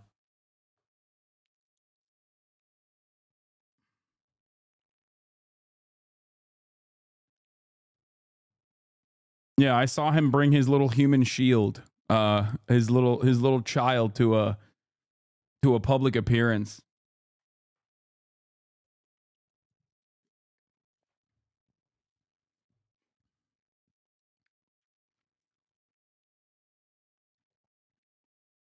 Anyway, what is this? Dear caregivers, you may be aware, I work for a smaller regional health insurance company in the West, and they're losing their shit here too, lol. They got armed security guards, but only the building where the executives are. Where before they only had tasers, and they're asking employees to report suspicious things more intensely. It's beautiful to see the fear. You may be aware of the national news regarding the passing of United Healthcare CEO. See, this is the issue with vigilante justice, though. Okay? The issue with vigilante justice is that, like, it can very quickly turn into unnecessary death and murders of, like, random fucking people that work at private healthcare companies that are just like low-level employees.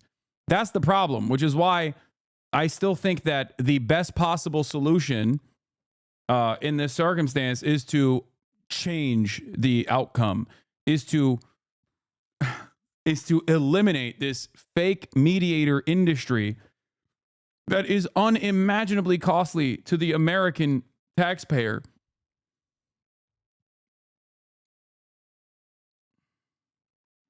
What? Please read my chat logs, please. I'm the girl at Oxford that asked you about sex work. Thank you for being so respectful. Okay. You don't have to spam it.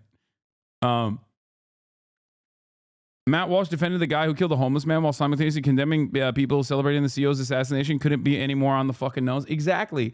Because a lot of these Republican commentators, as opposed to like the actual normal like working class Republicans, they don't mind when it's like, they don't mind when a powerless individual is killed. Some of the most marginalized people in society, they celebrate that shit. But when it's an actually powerful person that is killed, then all hell breaks loose. They're like, oh, this is a complete collapse of the systems. Oh, because they're tasked with defending these people. That's the point. I've never felt more reaffirmed in how correct I am when I said if Democrats actually pick these issues that people feel real, genuine harm around and tackled them, they would be broadly popular. That's it. This is an opportunity for the Democrats. If all you care about is electoral politics, okay, this is it. There is no better indication of how fucking angry people are than Americans who literally operate by the Hammurabi Code normally going, nah, this vigilante assassination was good. Think about how much Americans actually love, you know, punishing criminals. And this is a instance where they are not interested in punishing a criminal who did the fucking worst crime you could do. It's just an assassination in broad daylight.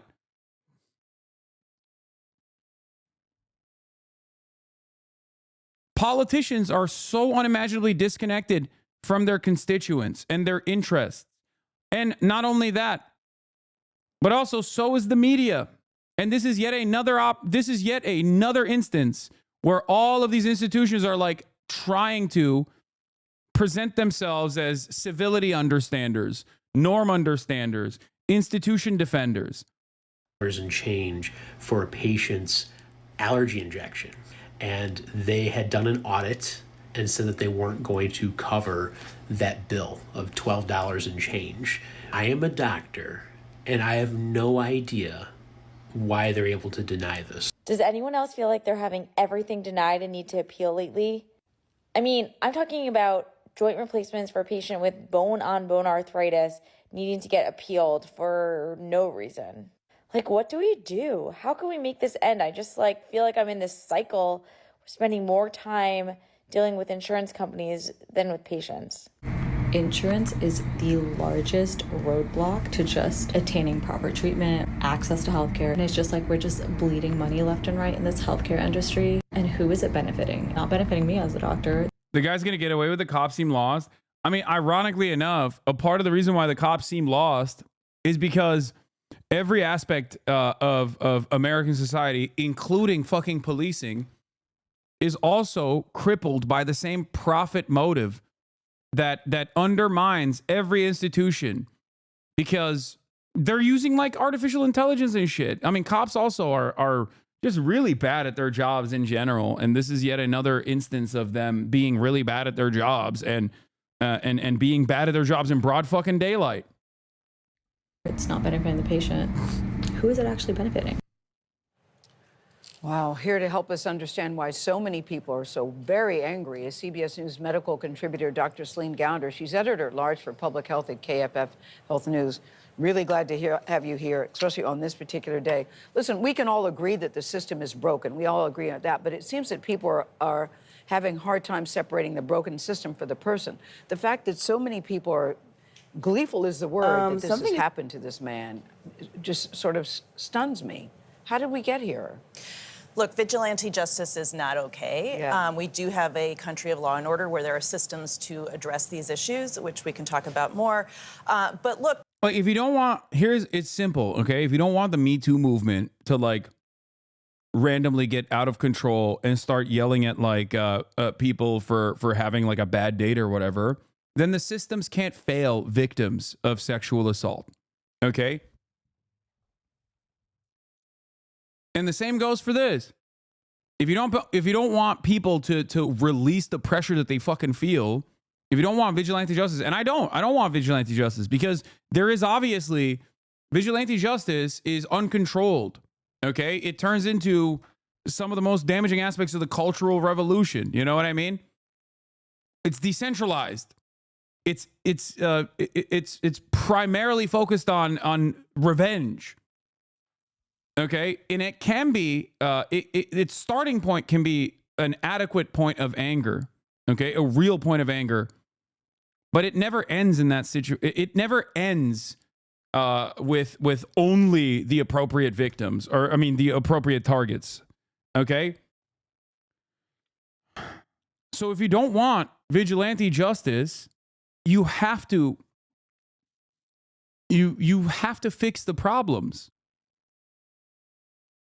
And I think that a lot of people, a lot of these institutions are so woefully incompetent and are so used to not fixing these issues that it doesn't matter. Yep, Hasan, just remember he's the CEO of his own company. Yeah. I mean, look, I am the CEO of my own company. I'm not. But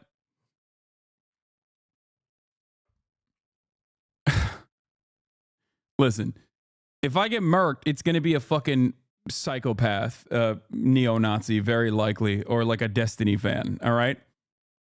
And I'm going to get murked because of the things I speak on that many of you agree with. It is what it is. If it happens, it happens. Nothing I can do about it. Having said that, okay, I'm not in here to fucking defend the honor and protection of CEOs. I'm not saying that at all.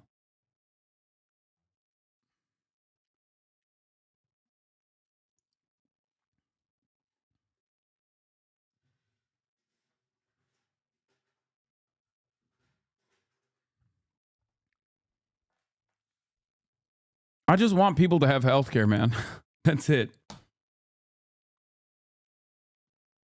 The CEO of his billionaire father's corporate empire? Yeah, I know. My billionaire father. So funny that they claim that my dad is one of the richest people on the planet. Like, my haters are so fucking stupid. To quote Al Sharpton, the rent is too damn high. Healthcare costs are too damn high. And what we see in this country is that the number one cause of bankruptcy is healthcare-related expenses. According to KFF polling, after groceries, transportation, and rent, healthcare costs are the number one cost of concern to families in this country. Didn't you say healthcare is what radicalized you in college? Yeah. And so we've gotten to a point where healthcare is so inaccessible and unaffordable, people are justified in their... By the way, the rent is too damn high is not Al Sharpton. That's so funny that she said that. No, you shouldn't go broke trying to live. So the insurance industry can do something about this, can't they? Well, there are things that can be done. So under President Obama, there was the Affordable Care Act, which helped to expand health insurance. So you had Medicaid, you had the marketplace, then you also have subsidies to make it more affordable to purchase plans on the marketplace. Those were made even more generous during the pandemic. And then those more generous subsidies were extended under the Inflation Reduction Act under President Biden. But we also have other challenges in terms of why are healthcare costs rising. So, you know, you have efforts to extend coverage and make more people have healthcare be available, but prices are going up. So we're the only country in the developed world that has this struggle, that has this challenge of people seeing the cost of healthcare rising and insurance premiums also rising.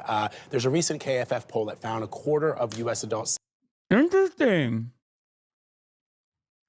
Every single person that's sitting on the seat when Bernie Sanders was saying these exact same words portrayed him as a radical. Okay? Portrayed him as a threat. One must ask the question, why? Now they see it? Interesting.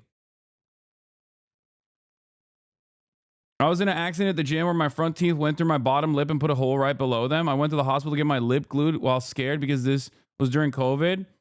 The attending doctor was a bitch the whole time and so rude, and my mom got a bill for $9,000 for that visit because I didn't have insurance. I spent less than 15 minutes in the hospital.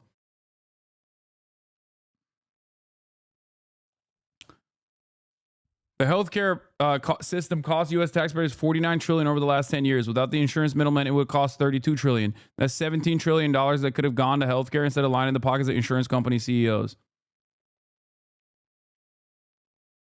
The other side of the story is that mediators in the insurance industry are also responsible for the high prices because their interests do not revolve around lowering the actual costs. Their interests revolve around not paying for the actual costs. Okay? That's the other problem. That is precisely the reason why every other comparable OECD nation that actually mass purchases pharmaceuticals in bulk are capable of lowering the fucking prices of healthcare and pharmaceuticals. In America, it was illegal. Barack Obama was the first president that allowed the VA, which is the only, at the time, it was the only like close to nationalized form of healthcare, to allow bargaining at the purchase point. he still maintained its illegality for every other fucking, like for Medicare and whatnot. Think about that. We are the only country where the government is not allowed to bargain with pharmaceutical corporations at the point of purchase. It's illegal. Think about that. Is he not going to the Streamer Awards? I am, man. I am going. And for the record, it doesn't even make sense. Murder is good. Murder is good. Murder is good. What are you saying, Bjorn AIDS? If I thought murder was good, I would say that the CEO and all healthcare CEOs and the entire healthcare insurance industry is actually perfectly fine. They murder like they murder close to 45,000 Americans every year by refusing to cover their healthcare costs, even after they fucking paid for it. So, no, I don't think it's good.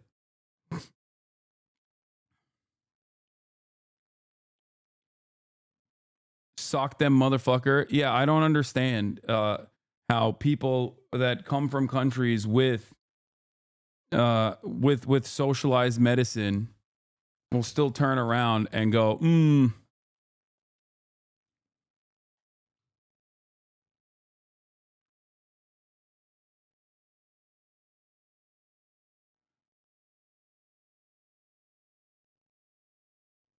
Yeah. All jokes aside, it's really fucked up to see so many people on here celebrating murder.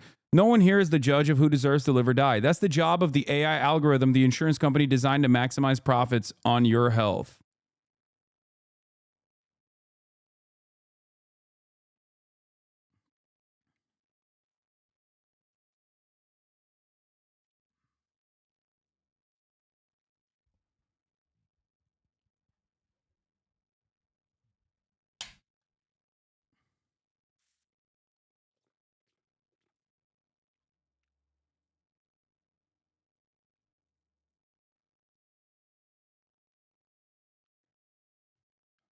An algorithm with a 90% error rate, by the way. But that's the whole point.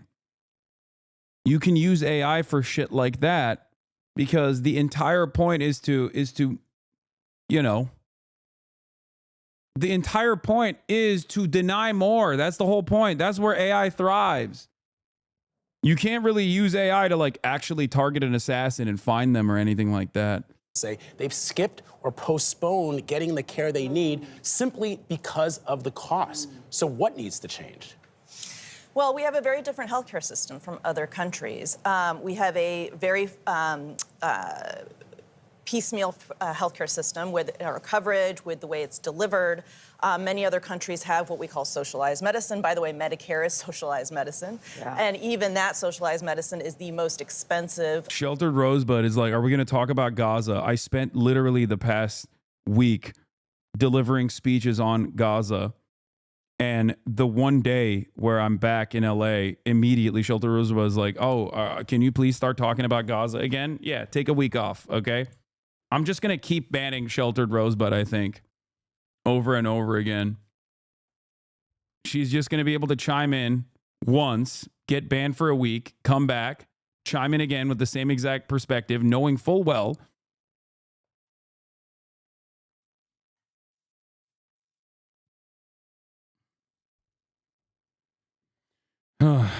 in terms of healthcare for the elderly in the world. You've timed her out for 9 weeks total, by the way. Yeah, I don't know why. I don't know why she's just like always has to be this way. There are a lot of different proposals that have been made. So again, going back to the Inflation Reduction Act, negotiating down the price of drugs, giving Medicare the authority to do that. We've already seen one round of price negotiations. Yeah, chat, you need to stop encouraging her. Like, she thinks she's in the right when you do that. The incoming administration wants to eliminate the Inflation Reduction Act, at least many of the provisions of that. So whether that will continue, we don't know. We've seen a lot of mergers and acquisitions in the healthcare industry, which means less competition. The Biden administration has really been trying to pursue antitrust suits to block some of these. The Trump administration, the prior administration, tried to make healthcare pricing more. No, this is not enough, okay?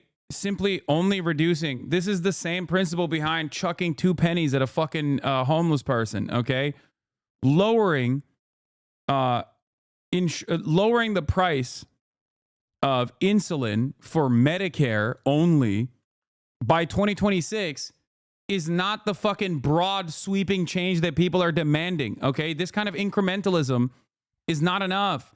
People do not like. It's great. I'm glad that it's happening. Okay, but it's clearly not enough, and it's not even like a why make perfect the enemy of good.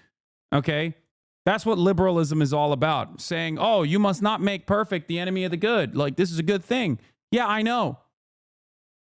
But it's fucking ridiculous when the most consequential, broad sweeping legislative change on this issue has been lowering or limiting the price of insulin to those over the age of 65 to $35 by 2026.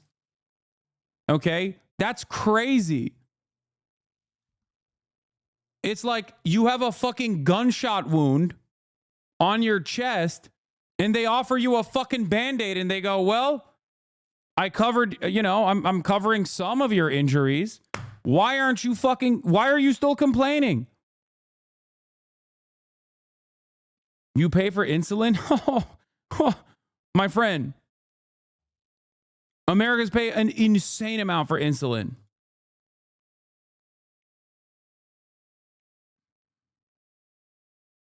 More transparent. That was another way of trying to make things better.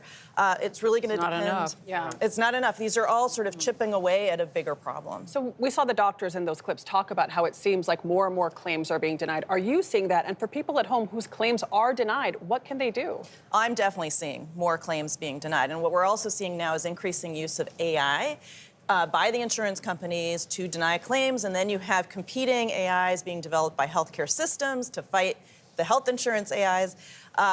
Me as a doctor, I have to spend a lot of time on the phone with various different companies to try to explain why my patient is in the hospital, needs to be in the hospital. If you are finding your claim. It's kind of insane. People can mention your name and get 40K views easy. What the hell was that Oxford Union questions? Like, did the whole Destiny Discord just flood the Oxford Union? I mean, it was Cambridge. What the fuck? They didn't ask. Like, I swear there was like 2 questions about Israel Palestine. I swear. I'm flabbergasted, guys. What the fuck was that? I mean, he handles himself very well, but like.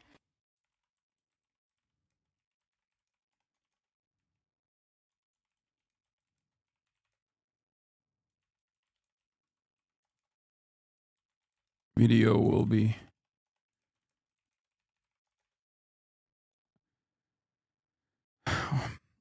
Why is Hassan speaking to Oxford Union with the kind of shit he says? I know. One must ask the question why all these other like reputable institutions don't feel the same way that you do.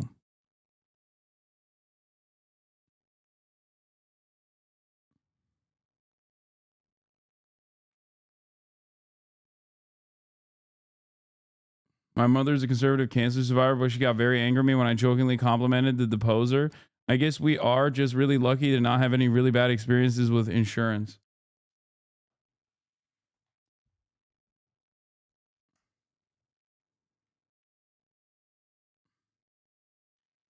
I think it's good that my haters were out in broad daylight.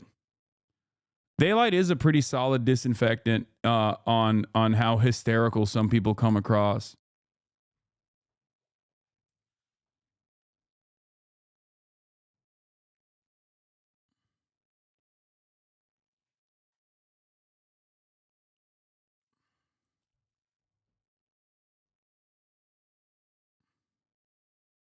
TikTok audience hates you for some reason. They always say you say stuff you would definitely never say, so I know they've never watched. Yeah. Some people on socialist Twitter were calling you a useful idiot. Yeah, it's fine, guys.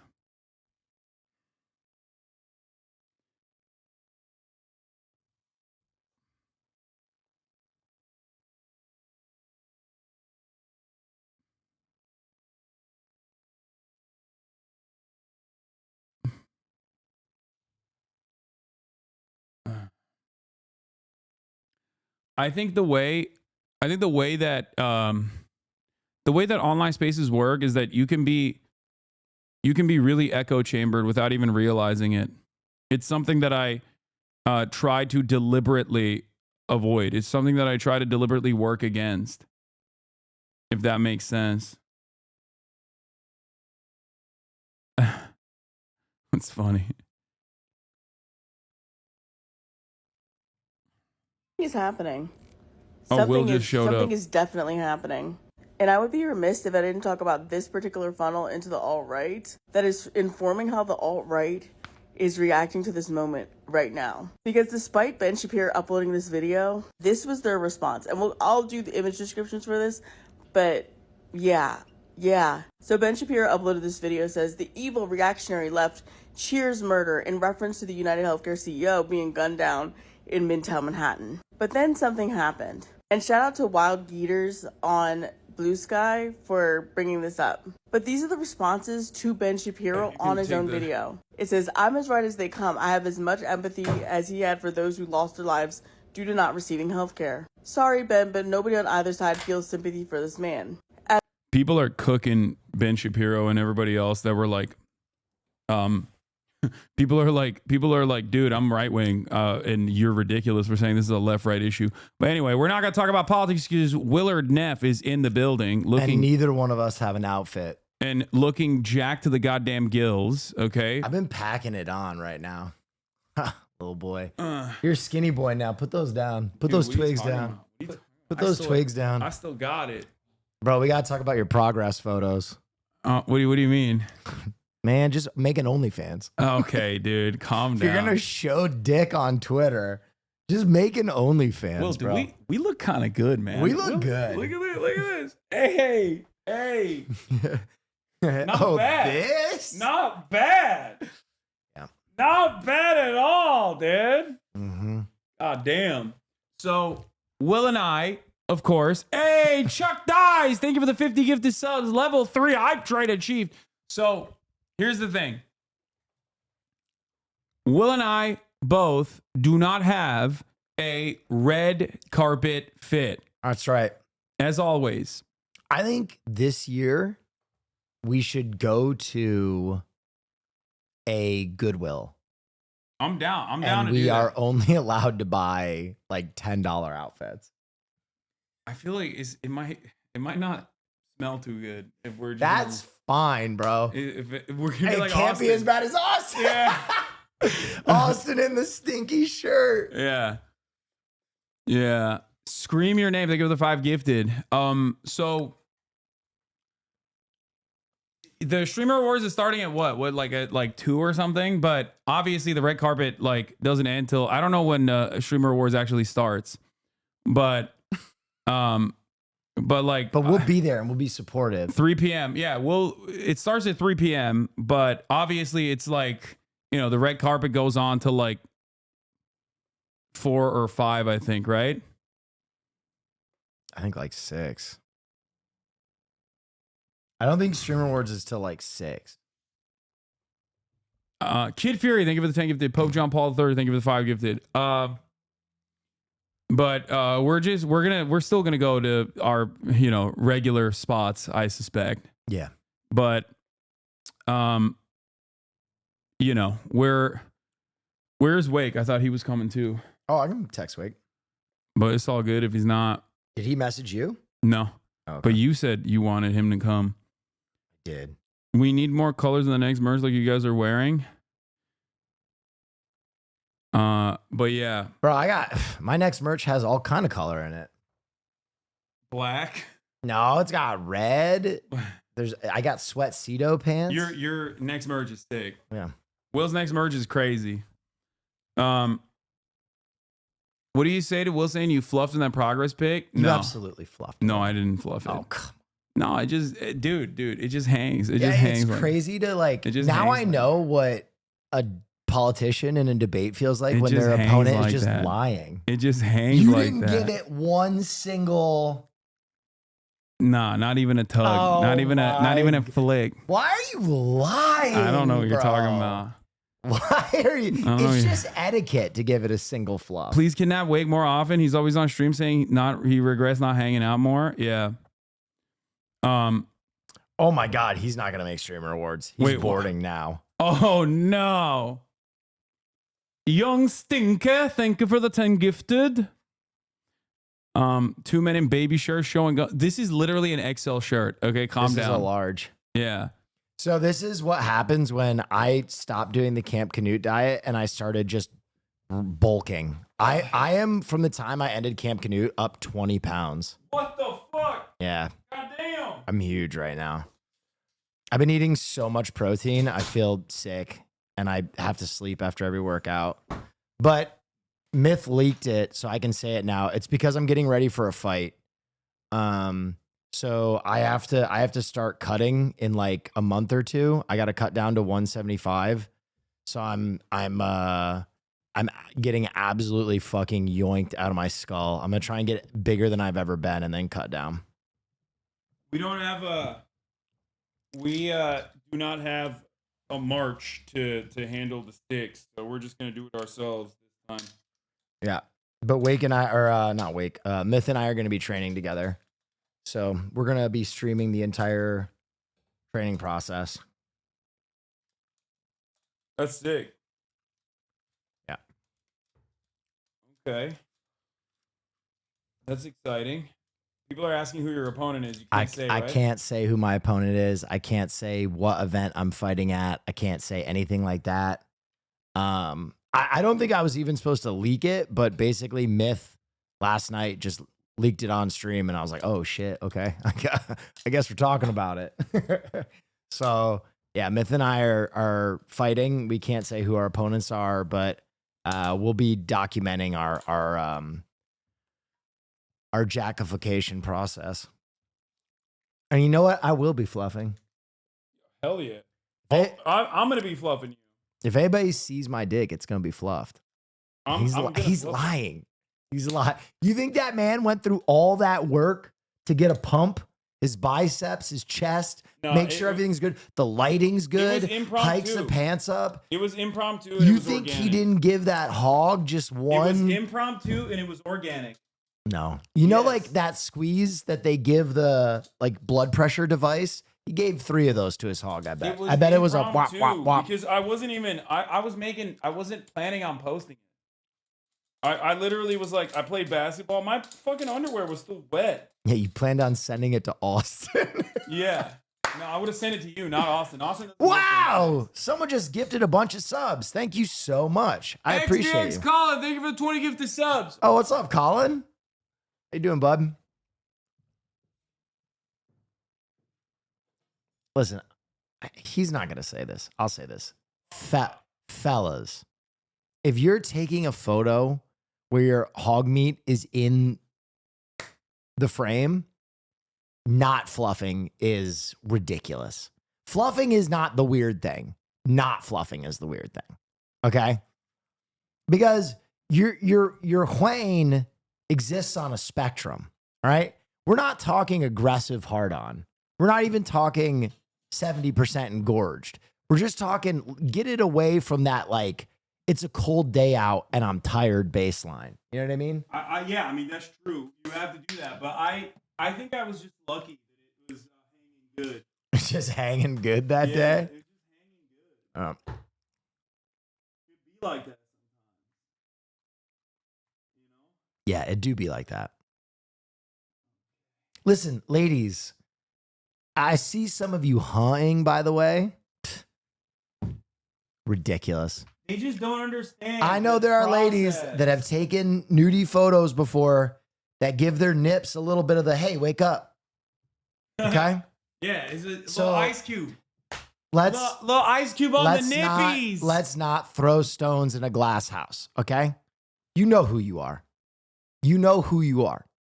Just one little like, hey, let's nip this out, okay?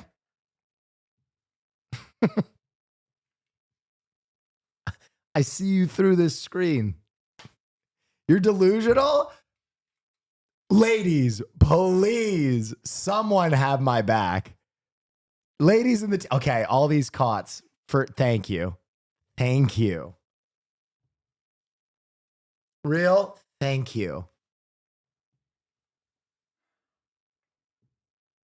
There ain't nothing wrong with it. There's nothing wrong with it.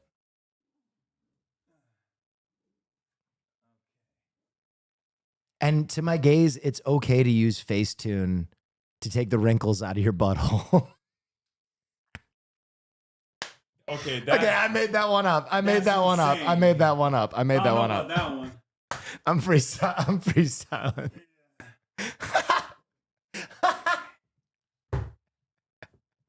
Okay, but that is $1 billion idea.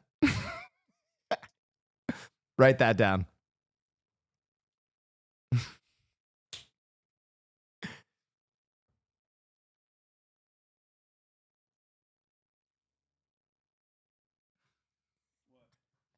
What? I don't know why, but watching you work on tech stuff is so funny. It's like I just see billions of years of evolution that made you like an apex predator, and you're trying to like put little tiny plugs in things, and you're just not built for it at all. I got it though. You're just like, There you go. yeah. Oh, thank you.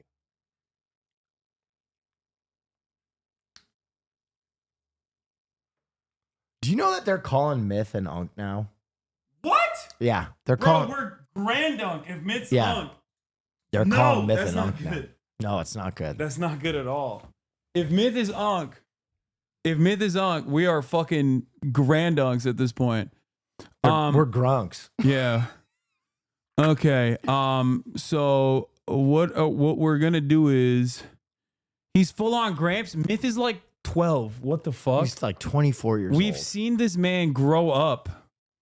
He can't even rent a fucking car legally yet.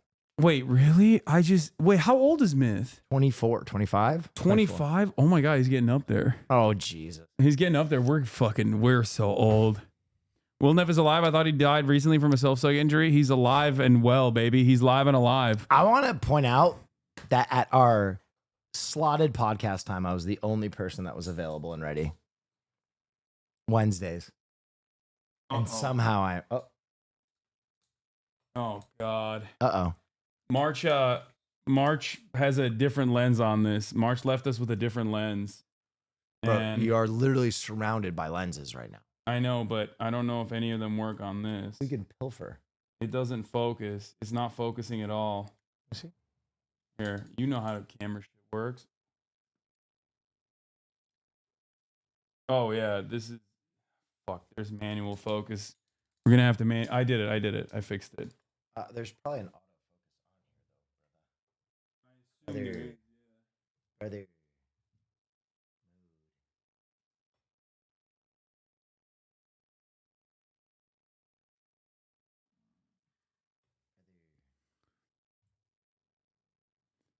Oh yeah, they're doing a shooter. He dropped it. It's broke. No, I know he dropped it, but it's There we go. fine. Autofocus. Yeah. Brother.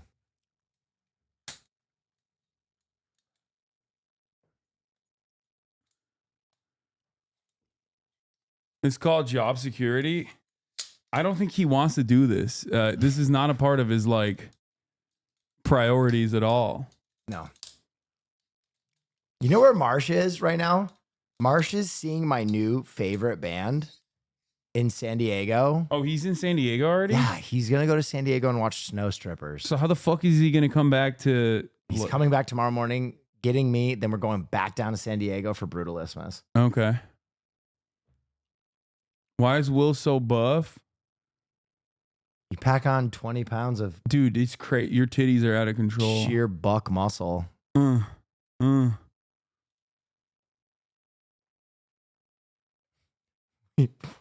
We look like goons. We do. It's great. Hold on. You guys should revive the Geico Caveman show. Yeah. Yeah. Okay. Camera's ready. It's got full coverage. Shit's looking good. I think maybe I might need a different because we don't have Marsh. I was thinking like we could. Are you fine handling this? Like I'll be able to handle it too. But I'm fine. Oh, I can handle it. Okay. Okay, we're here. Hold this for a second while I go pee. We haven't even swapped it yet. I'm just. You want me to? What do you want me to hold while you pee? Just give it a taste. Give it a whirl. He's going to fluff right now.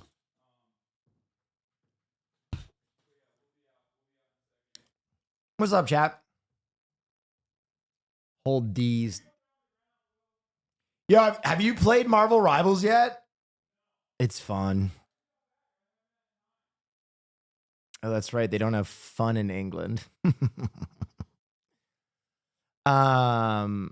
you have outfits? No, we don't have outfits yet, which is what we're trying to amend. We might not though. I might show up at Streamer Wars looking not great, tough. But we're going to try. We're going to try, goddammit. What else do I want to say?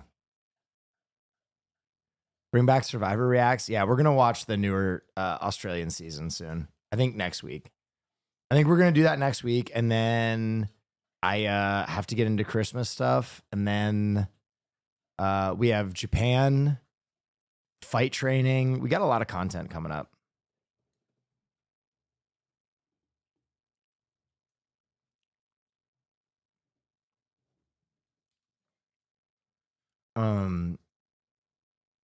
Well, did you watch Wicked? I just don't know if I can bring myself to watch it. I know it's going to be good, but the press junket was so much for me. It was so much for me. Like, I watched it and I was just like, ooh. That one interview, oh my God. Did you know that people are using the lyrics to Gravity to hold space? I didn't know that. I didn't know that. That's what I wanted. No, I took an Uber. It's what I wanted. It was a lot. Well, I've seen accounts doing that. I'm in queer media. All right. Hasan, you and I are also in queer media. Did you see anybody holding space with the lyrics to Gravity?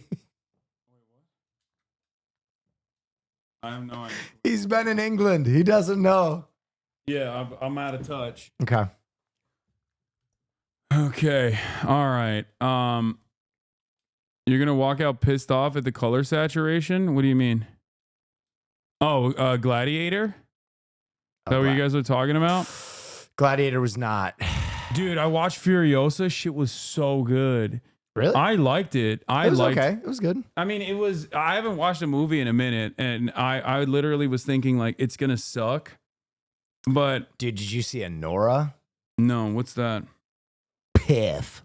Dude, is a movie where there have been two movies that I think are like all-time, Substance and Dune 2, Anora is like top 20 movies of all time for me. Movie bang. Did you like the what is it about? Do you know who Sean Baker is? I think that's his name.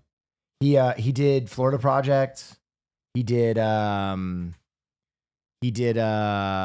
Red Rocket, Tangerine. What is it? Is it a scary movie? A sex No, worker from Brooklyn no. gets her chance at a Cinderella story when she meets and marries the son of an oligarch? Yes. It's incredible. Okay. I'll look at it. I'll watch it. I trust your judgment on this stuff. Penguin is pretty good. Penguin was sick. Yeah, I've been watching that right now. Furiosa was good. I think as such a fanboy of Fury Road, it felt not satisfying. I compare it to when you go to like one of your favorite restaurants and you get something all the time, every time you go there, and it's still fantastic, but it's like one of the lesser times they made it. You know, I feel maybe you. there's like one hair in the dish, or like it's a little cold, it's been under a warming plate. That's how Furiosa felt, where I'm like, I'm still eating a good dish, but there's a little hair in this. Okay. Dude, I couldn't stand Deadpool Wolverine. It's so Wolverine. Wolverine. Okay, chill. I couldn't stand it. I did not like it. I thought it was decent. I'm sick. I don't ever want to fucking hear like he's standing right behind me. The the fourth wall breaks. That's Ryan Reynolds shit, though. I know. The fourth wall breaks. It was so fucking unbearable, dude. Yeah. Oh, Fox is underwater. Like, I get the backstory of it all, but like, it's just, I don't care. Just make a fucking good movie. Like, who is writing the goddamn dialogue, man? Ryan Reynolds. Yeah, I could tell. It sucked. Wow, you got smoke for Deadpool, huh? Yeah. I didn't like it. It was just like, it's cheap. It's so cheap. I don't know. I didn't like it, but what else? Okay. Oh, the Dune show on HBO is not bad. It's dense, but I like it. Season 2 of Silo has not been great, I'll be honest, which is heartbreaking. I didn't like the first season. That's crazy. I thought it was so like, and I love dystopian, like capitalist allegories. Like I love that shit. That's extremely my shit, like tech dystopia shit. And I thought the first season wasn't that good either. The first season of Silo was, but I'm not shocked the second season isn't good. Arcane it's just starting. Arcane is slow. Immaculate. Oh, Arcane is, dude. Yeah, Arcane. I get why it's $250 million per season. You could pause every single frame of that show. Every single one. Each individual frame is a painting. It's an incredible show. Yeah, it's fantastic. We should go. We should go.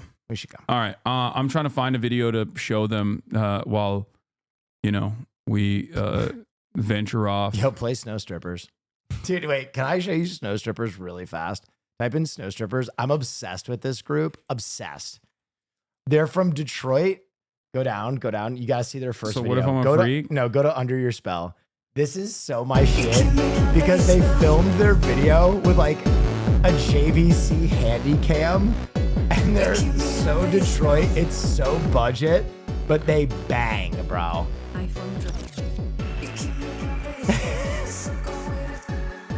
This is one of those groups and songs at first you'll be like, what is happening? And then in a while you'll be like,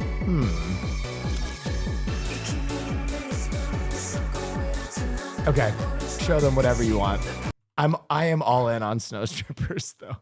Okay. I mean, I appreciate your taste. Thank you. Trust me. Visionary. I trust you. What should I play while we wait? While we're paused or while we're traveling for a little bit. You want to maximize your viewership? What? Just pull up that Twitter progress pic and leave it. We can do my Cambridge speech. HasanAbi at Cambridge University Q&A meet and greet. Hi. Nice to meet This is you. a fan. Nice to meet you as well. Nice to meet you. I grew up in Chicago, so I was kind of wanting to talk to you about the DNC. Did Wes Anderson dress you? Dude, come on. What That's a good happened? fit. That's a fit, dude. I wanted to look collegiate. I wanted to look like a college professor. You look like you're about to engage in some hijinks with Bill Murray on a flat screen. Yeah, first of all, Wes Anderson has got great style. Okay? You look like you and Owen Wilson are about to talk about who has a worse father. Please, Will, someone needs to get on his ass. He won't listen to reason. Wait, you don't like this fit? Most people I love like the fit. People love the fit. But it is so British academia coded. Yeah, that's why I wore it. Because I wanted to look like a proper gent. Okay, I'll be right back. A proper lad. A proper prim lad. You look like Chris Hansen is about to ask you to take a seat. Wait, what? No, shut up. You're saying that because... I mean, you're wrong. Okay. Experience there this summer, because I had this feeling like when I was there that there was this weird like dichotomy of the Democrats going really. Is that the New Zealand accent? No, it isn't. This is my regular old British accent. Carl Sagan ass fit. Well, you can get into any London private club with this fit. Yeah. All right. What's the ID on the sweater? It's Lemaire. All right. Let's do it. You look like the first time you see a Marvel superhero when they're not in their costume. I like the fit. Okay. You know, like how every Marvel superhero is obligatory, like a scientist as well. You know what I mean? They're like, oh yeah, the Incredible Zonk is also he's an astrophysicist. I thought the fit was fine. Okay, I thought the fit was fine. I liked it. I stand by it. Here we'll do the questions, the Q&A from the. We'll do the Q&A from not the moderated Q&A, but like the Q&A where people are asking questions. It's just simply undesirable for people outside of the halls of academia, or people who are really in reason to claim that you are the institutional norm defenders. Okay. When in fact all you right. have no See you on the other respect for these side, chat. institutions at the end of the day anyway, and you know for a fact that the Republicans are always going to violate those norms and violate these institutions in an effort to get whatever their agenda is across. And Democrats don't do that. They don't fight. And I think that people have lost confidence in them as well because of this. And they have a long way to go, I think, to reinstate, to recreate that trust in them. Thank you. As we are here in the UK, I thought I'd ask a question about British politics. Love that.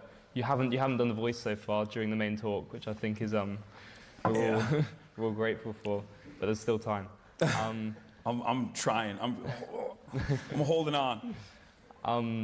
What do you think are the main conclusions that should be drawn from the general election this July and the subsequent first few months of the Starmer government? Oof. I said this originally. Obviously, Keir Starmer, also known as Keir Stalin, he was slated to win. The Tories had the incumbency disadvantage that everyone experienced all around the globe, pretty much, with the exception of Mexico. And he was going to win regardless. But I was very worried, and I think my predictions are coming true already, that his approach to fixing all of the problems that England and the UK is experiencing was not enough. There was another side of this conversation that didn't get as much coverage, I think, even in America, the Reform Party's movement and how successful they were. I think that's terrifying. And now it seems Nigel Farage is a more popular figure than Keir Starmer already. And I said at the time that if Keir Starmer does not, immediately work to fund the NHS and really hire a lot more people and fix public transit and try to fix the housing market in the UK, the Reform Party is going to come in inevitably and sweep. And I'm afraid that is the direction that you guys are heading in. Not dissimilar to what we're experiencing in America. Okay, my final question before we throw it open to the audience, a simple one. Do you think the world will be a brighter or a darker place in 10 years' time? Oof. I want to hope that it's a brighter place, but all trends point to the exact opposite of that, it seems. I feel like we're experiencing a lot of chaos all around the globe. Russia has invaded Ukraine. Now they're talking about potentially North Korean troops that might be deployed. Obviously, Israel is pummeling Gaza and is slated to permanently annex North Gaza. They're still bombing Lebanon as well. There's a lot of back and forth happening there, despite the fact that there was supposed to be a ceasefire with specific carve-outs that allow Israel to continue bombing Lebanon and killing Lebanese people. You have, I guess, the incel president of South Korea that decided to do the shittiest martial law coup of all time, who backed away because quorum was established. That was really funny. But there's a lot of chaos and a lot of instability. And I think more importantly than all of that, there is, especially in the Western world, these liberal democracies that have gone unchecked with no even ostensibly socialist or communist counterpower, any other pole that maybe moves people in the opposite direction, have had unlimited neoliberalism for the past 3 decades. And I think we're seeing the impact of that now and what that has done to the economies individually, and that's done to the public as a whole. Like I think that a lot of people do not have a lot of optimism for the future, especially our generation and younger, and the economic anxieties that they experience, if left unaddressed, if left unexamined, is going to continue building the otherwise nascent fascist movements that we've seen in many Western European nations and even Eastern European countries as well. You have the AfD in Germany, you have the Reform movement here, you have Marine Le Pen's party in France, Meloni is already in power in Italy, and it's happening globally. You have Donald Trump in America. Like, these guys are all ideologically aligned on the boundaries of nationalism. And I'm very fearful about the prospect of the future, especially when there's no mechanism of pushback. And in all of that instability, I think, at least historically speaking, fascism has always been a means to reinstate control, to institute some stability and control. And that's a terrifying prospect for the future. Not to be too much of a downer, sorry. Thank you. Okay, so now it's time for some questions from the audience. If you just stick your hand up and then wait till we get a mic over to you, then you can ask your question. We'll go just here. Yep, let's stand up. Hi, I'm Sadiq. I go to Downham College. I've been a fan for a number of years. I just wanted to ask, what's your view on the Global South's prospects going forwards? Because obviously we hear news about their constant domination by the West. What should we be optimistic about when looking at the Global South? I mean, I think, all things considered, the prospects of the Global South is definitely trending in a more positive direction than the rest of the world. And I think that has somewhat to do with Chinese initiatives as well. They're offering more favorable loans. They're engaging in development because they're interested in creating a secondary market, because everyone understands that, like, the next stage of the Cold War is most likely going to be the United States of America against China. And if the tariff faucet opens up, all of a sudden you need other developed markets to be able to sell products to. So in that process, I think a lot of people are, I guess, hedging their bets. They're leveraging against American dominance. And this has been somewhat prosperous for the Global South, but I don't necessarily know where it goes in the next 10 to 20 years. But it's not that bad, all things considered. Should we go on the front row here? Hi. First of all, I'd like to thank you for your moral force of your arguments, and I think most of us can agree that the people who perpetrated these crimes of Gaza should face the full force of justice. But I do struggle to see in your arguments actual moral consistency or constancy. How you just talked about the Houthis, for example, I'm sure was disturbing, not only for me as a gay man, but for other gay men, when you dismiss things like the murder of tens of people at the hands of the Houthis as a mere internal issue. It strikes me that that doesn't seem very morally consistent. And likewise, I think some of your remarks on Gaza have been troubling for many women. As you know, in the October 7th massacre, the Hamas forces who entered not only murdered hundreds of teenagers our age, but also, according to the United Nations, committed a pattern of sexual violence, targeting many of the most vulnerable women, including people who were taken hostage. It strikes me to win this argument and to actually provide justice to the causes you seek about, you need to be morally consistent. And you need to understand that there's a universality in our values, where we must think about women and think about gay people, no matter where they are. And I'm wondering, have you always been the most helpful advocate for your causes? Great question. So, Clocked. Yeah. Okay. Tell me when. What? Flipping it over.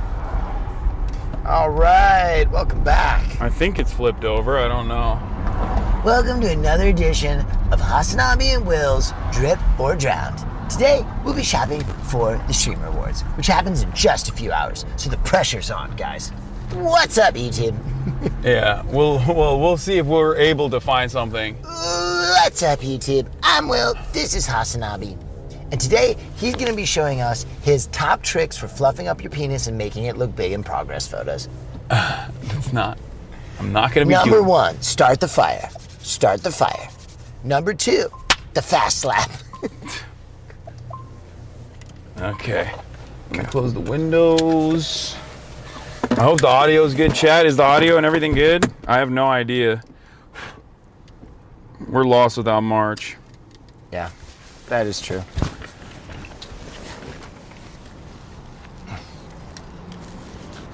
Noted.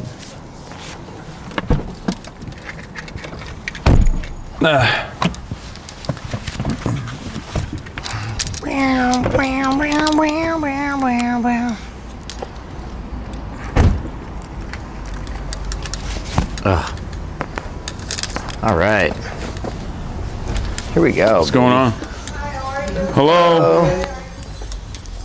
Back again at H. Lorenzo. I know. We only have one shop. We only have one store. That guy, he's got some legs. It's artistic interpretation, so it's fine, I hope. That ain't gonna get you banned.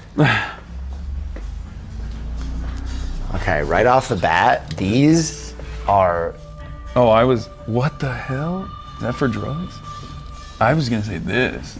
I would love to wear a full-blown face mask to the Streamer Awards. Balaclava, but also big hat. Big hat. Hasan, finally, a hat that'll make your head.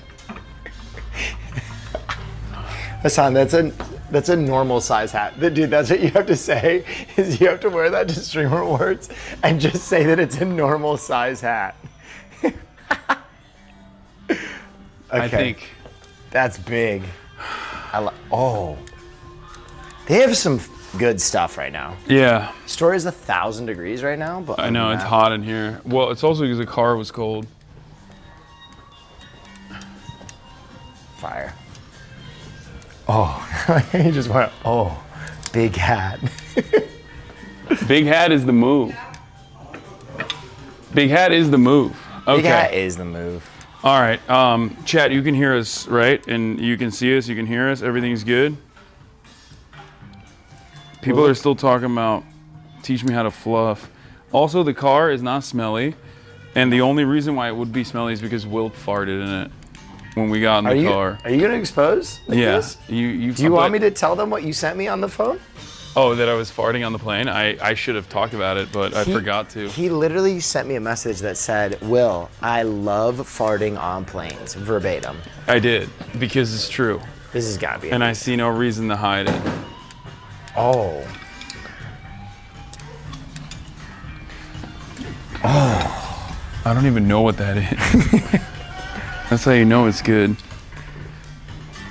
That's how you know it's high fashion. Okay. You don't even know what body part to wear it on. We have a red carpet in a couple hours that we're trying to get fits for. We're probably gonna shop here, and yeah, for both of us, and then we're gonna go to the other H. Lorenzo as well. But if you had any suggestions, whoa. This is really sick. This can be like formal, and also you can dress it down too. Whoa, it's got like a built-in. What is this? A little bag? A little bag, but you can take it off if you want. What in the heck? That's cool. All right, earmark that. Walk us around, show us a few things, and we'll grab stuff. We have like something like this. Whoa. What do you even wear something? You can wear like a button-up shirt with a nice trouser, like a black one. Yeah, okay. That one. That can be really cool too. Or I have like this blazer. Whoa. Okay, that's crazy. We got some wild stuff today. I mean, yeah, this is the wild store. That's pretty fire. Whoa. What size is the largest size you have for this? This is already oversized, but this is a large. This I need something bigger than that. Try it on. That looks my arm. There's no way my arms. That looks straight up huge. No, look at the arms. Try it. My arms are not gonna fit. Try it. Okay.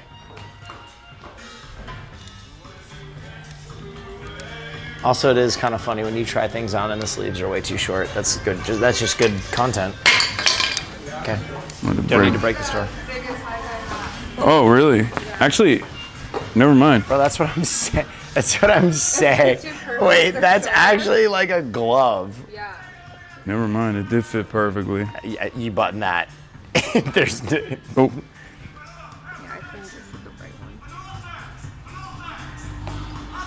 Dang. Wait, actually? What do you Maybe think? the old school one and done. Nah. What are you gonna get, Will? I don't know. You look fabulous in that. I don't Absolutely like these. Fabulous. What's up, fellas? How we been? Hey, how we what's doing, going man? on, my man? What's up? Good. Good to see you, dude. How's everything? Good. Pretty Chilling. good. Got my text? What's good? We're looking for a red carpet fits. Oh, nice. Yeah, in a couple hours we have to do a red carpet and we don't have fits. So we of course came here. Speed shopping. Best place to come to. Let me see the pants. This is the biggest size I have. This is a large. I mean, if the top fits well, the bottoms probably fit well too. Are those like flared at the bottom? Those are sick. Yeah, they play a little bit at the bottom. Kind of like, What kind of shirt do you wear with this? you could wear like white tee. Like a really clean white tee would be really nice. Tank. Even like crew neck will be Yeah. Or like a tank It's top? kind I of can like wear. casual with the embroidery a little bit. Yeah. But it's still tailored, so it looks great. Is there anything else kind of like this that's like maybe less? I can try it. You can put it down, bro. You don't have to. You don't have to carry it everywhere. Hey, bro. This is where I came from. Oh. Yeah, It's that. like wide-legged. And, I mean, that's a little. That's a bit wild for my taste. I That think. is crazy. yeah, it's definitely very like funky. Wait, let me try the pants Is that though. like Where's the pants for this? windbreaker material? Holy. Yeah. Wait, let's see if it. Let's do the trick. You're skinny legend now. It'll fit. Nah, I mean, just because I'm a. All right, go try mine. This is the trick. It's That probably. fits. It might be too tight, but we'll see. I'm gonna follow you while he tries that on. Ooh. I think this should be really sick. Oh, a little Jean Paul Goot. Yeah. Dang. This is good. These colors together would drive me crazy though. This is like. Are these supposed to go together? The blacks Yeah, they look are. different. No. They're supposed to. They're matched. Huh. It's like a matching. Is that like a winter coat? Bro, what Yeah, in the it's patterned. world? That's crazy. Okay. All right. All right. That's an option. Little Jean Paul Goot coming at you.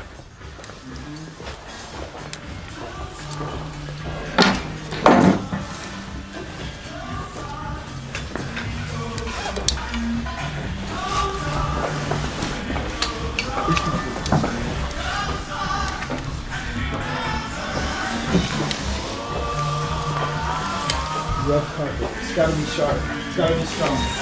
It's gotta be sharp. It's gotta be strong. Gotta be a little formal, I feel like.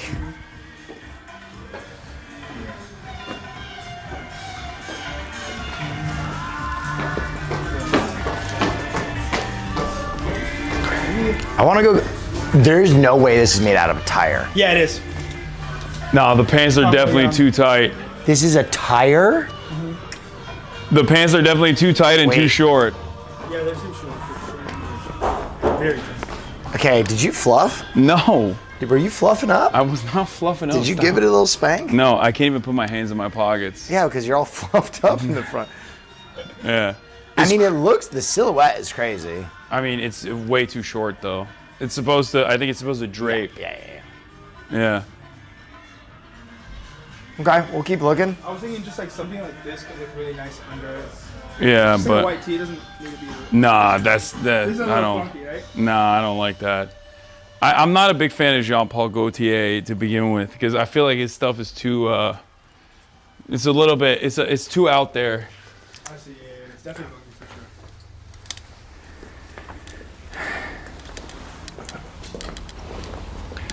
sure. Will always comes to these things and will be like, oh man, I don't know what to get. And then boom, he'll find something that fits him like a glove. And it's the best thing I've ever seen in my life.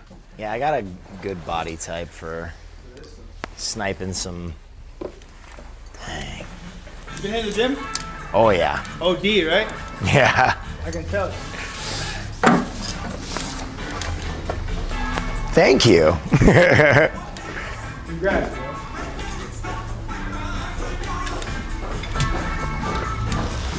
Oh man, sick. Oh, I feel like that's supposed to go with those pants. Yeah, I think it matches. The pants are too tight. Dude, way too tight, yeah. And also too short. What size is that? It's weird because this is like a unisex piece. What brand is this? 44 women's type. Oh, that's not gonna. fit. That's not gonna fit me. It's super oversized, though. But yeah. 44. I mean, I'll give it a spin. I'll give it a whirl. What's up, chat? I'll try the pants too if you think they'll work. What? Hey, let's go. Oh no, we're filming. Oh, okay. Yeah. What's up, chat? We're back. We got the transition lenses too. Can you see? Yeah, this would be kind of. We'll see. Give it a shot. Why fix not? the manual exposure. Like this ever? Occasionally. Yeah, this is like super wet, like a 70, you know? Or zoot suit shit. I've been known to rock goofy shit like this. This is sick though. It's still like really just like a pinstripe suit. Yeah, this is a really weird version. Yeah. What is this? This is sick. It's prototypes. They're based in Switzerland. The designers used to be on the original design team. Why is he naked? What We're happened? actually taking this apart. You guys pantsed him. We did pants him. You guys pants my man.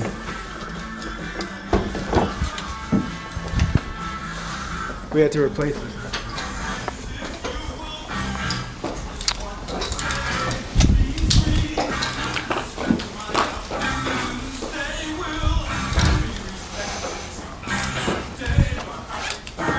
As far as carpet fits goes, chat, don't know how much success we'll find at this store. We might have to go to a different one.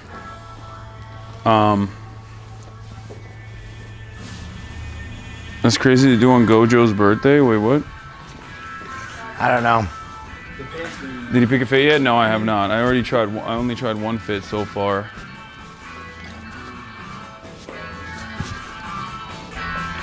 But we're waiting on Will to put that shit on. I think. Son, what do you think? A lot of the stuff here. Wait, let's see. In the Jean-Paul Gaultier. Damn, this is what I mean, chat. This is what I mean. Okay, this man will be like, "Oh, I didn't know what to do. I don't know what's happening," and then it's like, he just looks sick. It's kind of cool. The jacket's fun. Oh. Wait, come back. Let me get a full. High fashion. I like these. That's fun. We also just got this coat from JW's. Oh, that coat is sick. How big is it though? I mean, they always make the biggest shit. Yeah, it's a large. It's a fit, honestly. Let's see. It's a runway piece as well. Let's see. Boom.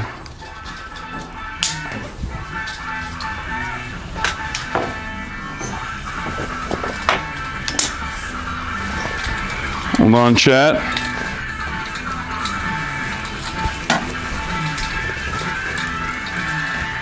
Why isn't this working? God damn it. Oh, there it is.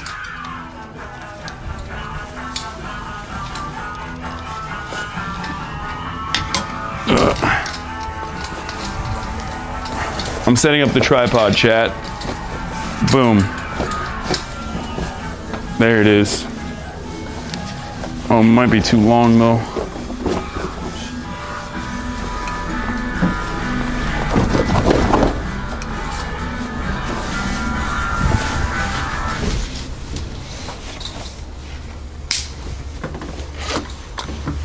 Let's see.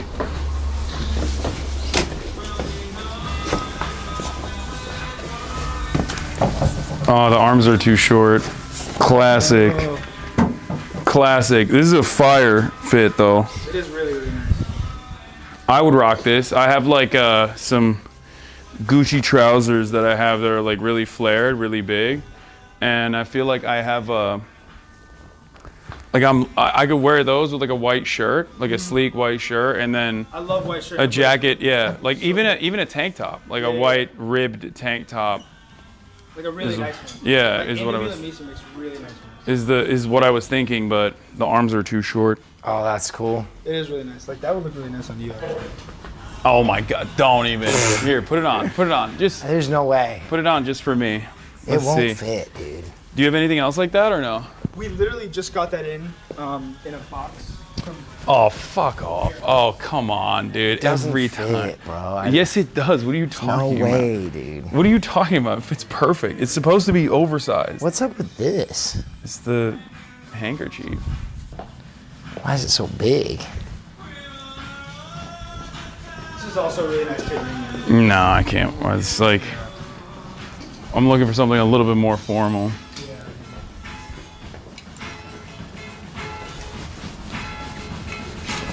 Is it gonna be like closing the menus or outdoor? It's like Joker indoor. jacket. It's like Joker-fied. All right, I'm gonna get back to work, chat, so you can follow us.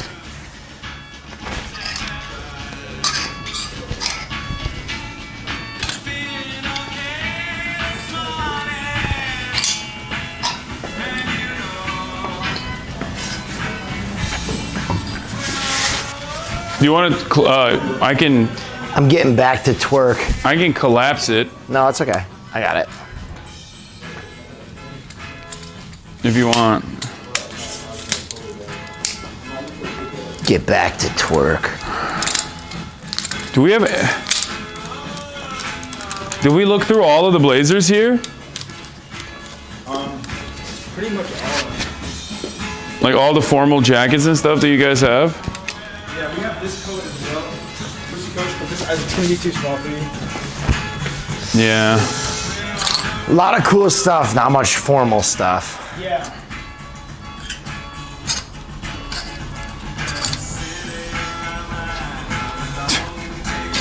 Now that's, pull up in that. Pull up in the pink. Yeah.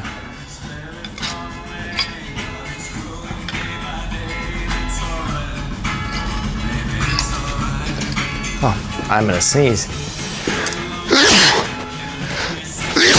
Excuse me. Bless you.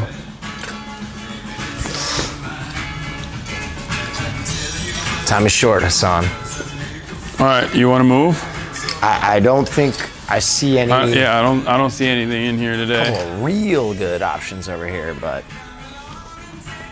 I mean, this goes nutso crazy.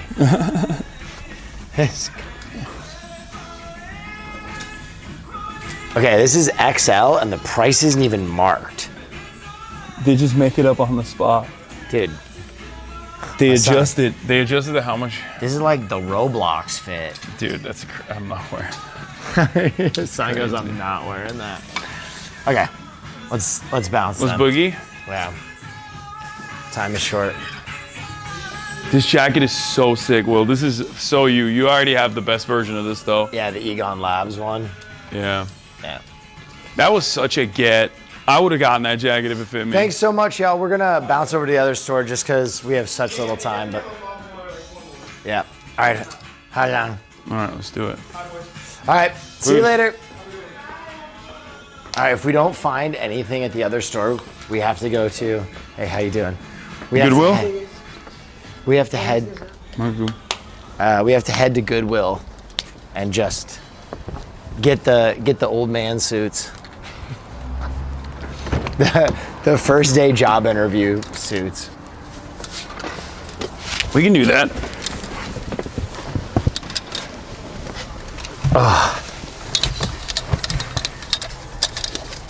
Okay, never mind. There is a residual stink of your fart now. Oh, come. You're doing it for camera. I take it back. You're lying. I originally said your fart didn't smell. You said you liked it.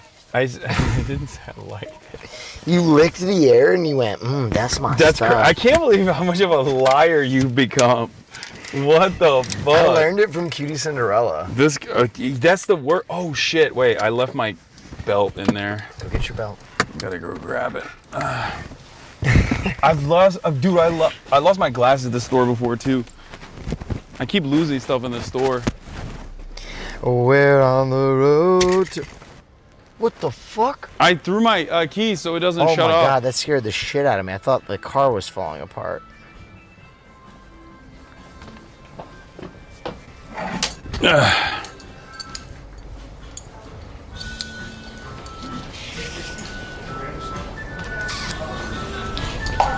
Next year, Hasan the Hun needs to be dressed by this guy instead of Will Neff. When have I ever dressed Hasan for Streamer Awards? What the fuck? Hello? Who's tweeting at me?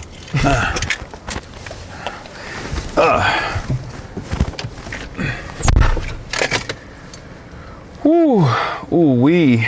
Okay. Have I ever dressed you for an event? Like picked out your outfit? No, right? I don't think so. We can do that today if you want. No. It's a dangerous game. Someone was tweeting at me, like basically saying that I'm the reason that your outfits aren't good. My outfits are fine. Hasan making dad sounds while getting in the car. Okay, calm down. Calm down, chatters. We're on the road to nowhere. Let me... Let's not connect the device. No, because it just like ends up... You're not beating these dad allegations. You just grumbling to no one. Connect the device. Okay.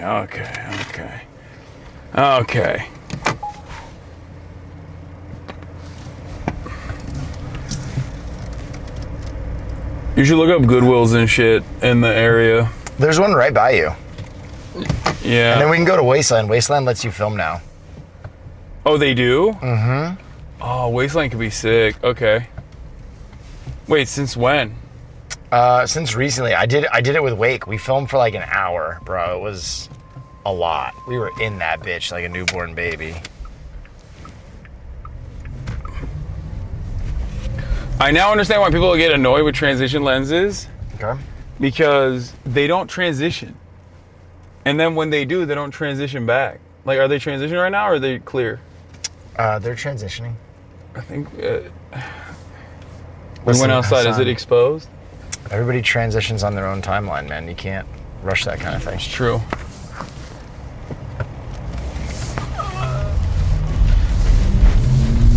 It's like not strong enough when it if it doesn't fully transition the glasses.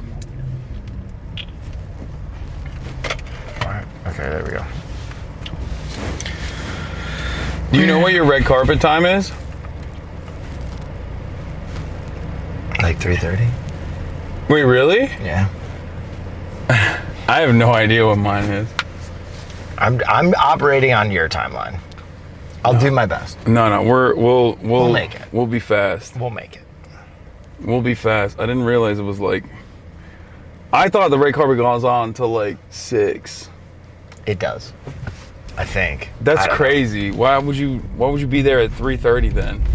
Well, I guess it's because everything is, especially as it's like streamlined. Well, first of all, I'm probably right there with you. Okay, I'm not winning shit this year. Let's be real. Yep. I'm just going there to take a L and to see some friends and support my friend Cutie Cinderella. That's right. That's what she made a fantastic event and everybody's gonna love it. Yeah. Ooh, let's go through here. Whoop. And we're gonna have a good time, damn it. She made a fantastic event and everyone's gonna love it.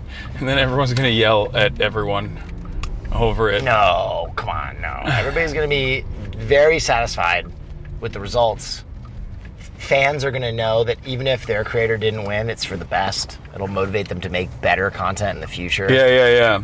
That's, like a normal, healthy reaction would be. Mm-hmm.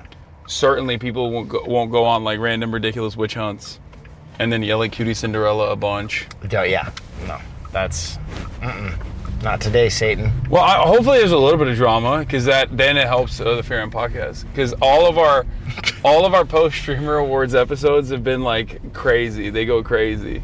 That's true. I'm being a little selfish here, but maybe we can start some drama.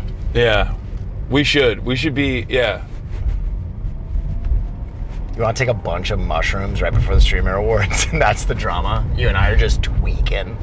No, because I'm so agreeable on mushrooms. It would be the opposite of drama. Someone could come up to me and try to fight me, and I'd be like, "Oh, I love you, man." Yeah. Why don't we think about I have no issues with you ever. Why don't we talk about this? Passing the old Will house. Crazy. The house that Funk built. Truly. More parties per capita happened in that house than any other house in Los Angeles.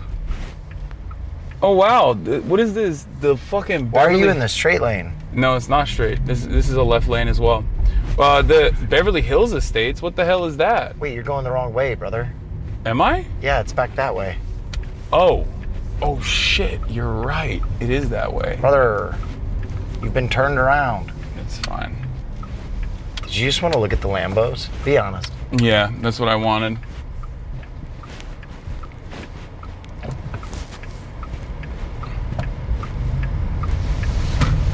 Boom. We're on the road to nowhere. This used to be the Spirit Halloween, and now it's Beverly Hills Estates, a global brand, but it's also shuttered. Bro, I used to pay $20 a month to be able to park at the Spirit Halloween so I could, because I didn't have a parking space. It's not a bad deal, though. Not a terrible deal. I just remember that I didn't have parking where I lived, so I had to... Oh my God, I remember parking there as well, and then they giving me grief. Yeah. And I'd have to go in and talk to the Armenian dude that owned Spirit and be like, come on, man, it's okay. Like, I'm going to tow you. You cannot park here. Every month, bro. Like, come on, we're friends, dude. How many times are we gonna do this? Yeah. He'd like leave me notes. Your friends cannot park here. They cannot park here overnight. Like, there's no one else here, man. Please. Yeah. You were giving him some side money, dude. It's not like Spirit Halloween is a sustainable business. No, dude, I was giving him a lot of side money. Yeah.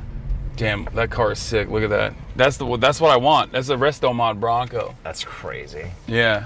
That's so cool. I also remember, like, when girls would stay over, setting my alarm at 6 a.m. to go out and feed their meter so they wouldn't get towed if they stayed over. See, you're a good guy, That's Will. gentleman stuff, man. Yeah, you're a good guy. You're Nothing ruins the vibes like sex and getting towed. Yeah. Eating a fat ticket. Taking a fat dick and then paying a fat ticket. All right, let's go. That's what I want. Look how nice that is, dude. Bro, this is so overexposed. It's like we're on the sun right now. He would know our way. Wait, it's not letting me turn down the... Hold on. You're probably going in the wrong direction. It's... Okay, let's just go inside. Wait, really? You are literally... Duke Leto Atreides. I don't understand why it's not letting me turn down anything. You want me to do it? I'm using the wheels. I'm cogging. Well, now we're in the dark anyway. Is it still overexposed? A little bit, but we'll be all right. Yeah, bro, it looked like we were on Arrakis.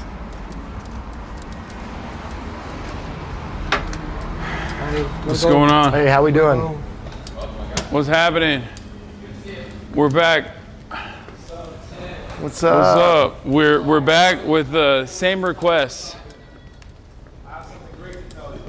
What's is it about the coat? I'm doing all right. How about yourself? Someone bought the coat? Yeah, we have another red carpet situation. I exposed the information of the person I bought it. Okay, were they famous? But a famous person did buy. There's look at no those fucking way pants, dude. a famous person bought the pontoon coat. No. Yes. No. Made it look good too. For what? There's no way they made it look The good, pontoon man. You is can't. the Listen, end of we're an regulars era. now. You can't. The end of an era. I didn't think it was gonna look that great either. You tell me how much H. Lorenzo paid that celebrity to come in and buy that coat, okay? To save your rep. I took it to to their hotel. They tried it on. Really? That's so cool. Why don't they chill at the hotel? It was amazing. The end of. I can't believe All right, it. one piece of evidence. I have one question. Were they American? Really? We have streamer awards. We have a red carpet. Yeah. In like 2 hours. Bro, Yeah. I got something for you. Okay. New leather chinchilla from Entire. Okay, that's incredible price. that's insane. Wow. You don't guess how much this is. What? Is it a real leather coat? Real leather. Okay, let's not. For let's not chat, talk- for chat, it's definitely No, not I'm real not. leather. Oh, that's so cool. That's crazy. What? What? You the trench with the hood? I hate the hood. I love it. That's the. Snap it off. Whatever. Oh really? I love okay, it. that's a little bit. Okay, we are a couple of real good options over here. But So you said this is a good price? this is amazing. This quality. Let's see. Bro, Oh this my is- God, it's this a is- duster. It's a duster. I Your mean, power just magnified so much. I mean, this is crazy. Guess how much? How much? 1,500 only. I mean, this. That's good for a leather coat. Yeah. Your power just magnified intensely. Amazing. Bro, the thing with dusters is like I feel like it'd be nicer You look if like there was Walker, like Texas Ranger. if we could just like pull it in a little bit. You know what I mean? Because I'm so block shaped already. Yeah, where but if where's some silhouettes, it's gonna look good. I love it on.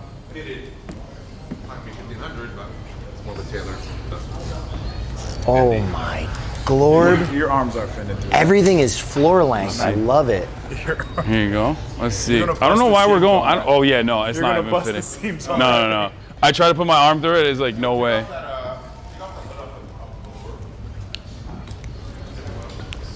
All right, Why are we going I with like where dusters? your head was though. The fabulous deals are what we're looking for. Fabulous deals. The fabulous deals and the fabulous styles. Will's Mr. Deals. I love a good deal. That black and purple coat is still there for me. It is way I can't lose out to another celebrity in a hotel room. He's gonna take my styles. Okay, that's the Mandarin collar is insane. Yeah. Wait, try that on. Well, that's too small for me. But what would be the pants for this? I don't know why I have this double exposed actually. This is amazing, but I don't know if you're running this color, but it's a crazy way that it sweeps on. What the hell? I kind of like it. I love it.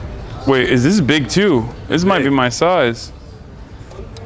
What it's the way the it's double. fuck? Wait, I mean, what? it's not a duster, but we'll try it.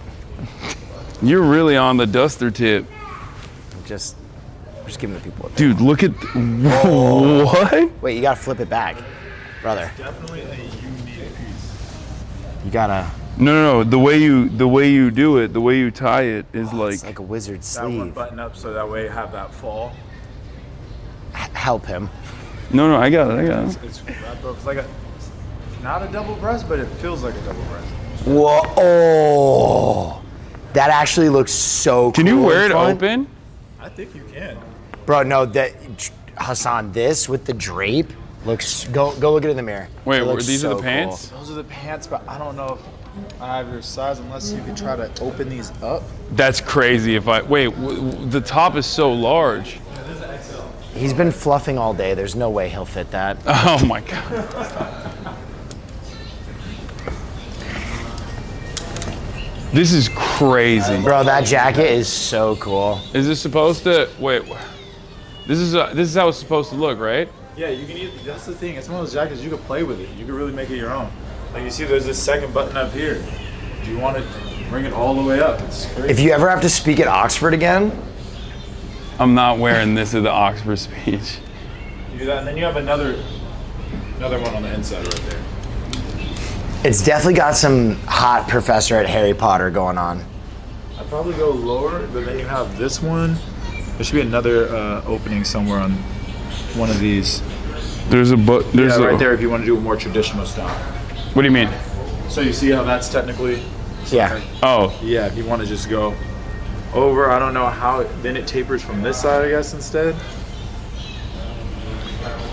It's crazy how this whole thing could be. This is insane. Oh. There you go, then you go through. Wait a minute. Match them up.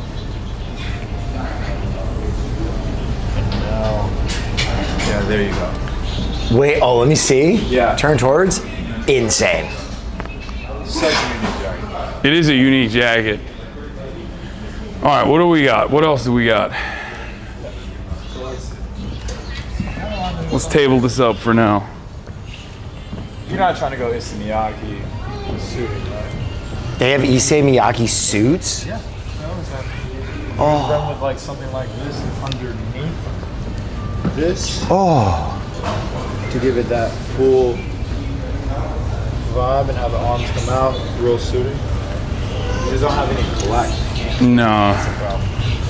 That's too informal, I think. Yeah, let's. This is Issey Miyake. The wild women, the ripping and the tearing, the ripping and the tearing. Issey Miyake is so cool. Anything that do not make anything made for your. Wait, really? Anne has the worst arm hole ever. Like I can't fit anything. You have this. Chance, man, if you want to go with that. That's not a good way to be known if a designer is known for their terrible arm holes. They like frail boys. Around the Yoji, as you can see, Yoji's like. It's not a circle. Damn, people are just Yoji's taking these totally off the sold. shelves, huh? Just Whoa, flying what about off. this? No. You've worn that before, I think. This is like if Martha Stewart made a really cool piece. I just wear that, no arms. Try it.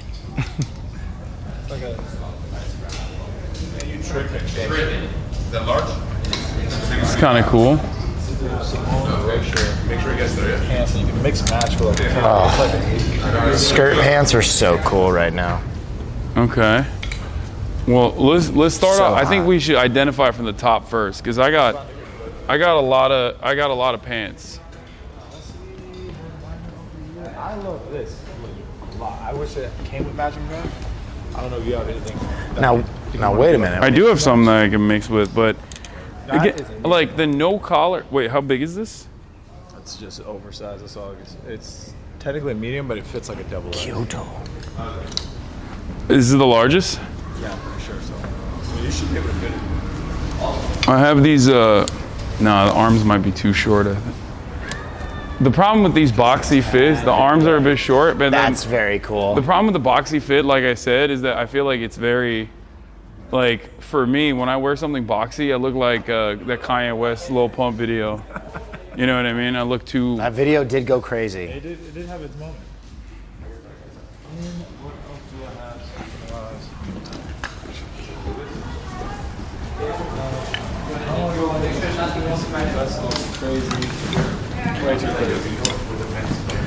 This, you want to talk about a tailored moment?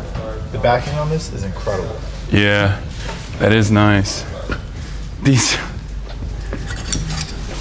just go full Bodhi. Okay, hear me out. Hear me out. Hasan.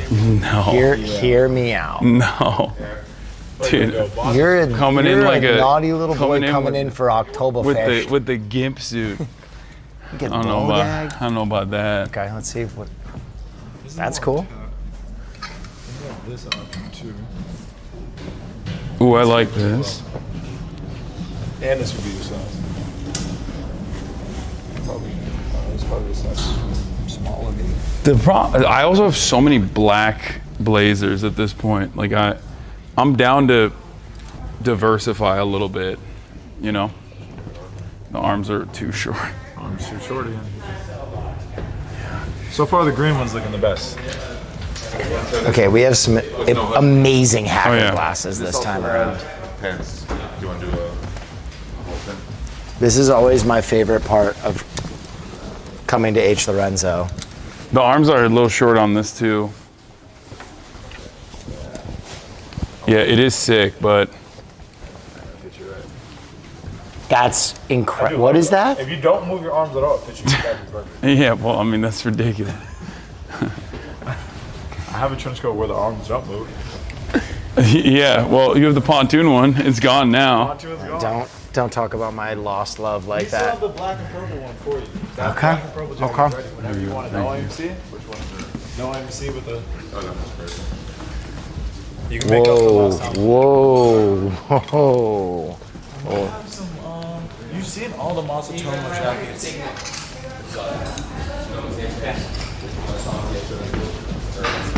That should be...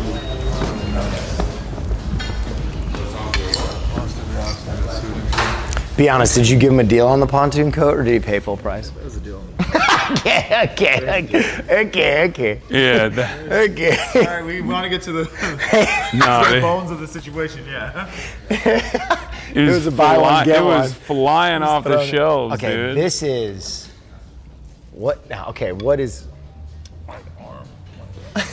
What? like arm? Oh, it's like a long glove? This is really cool. Julius. That shirt's just amazing for the Ortega system.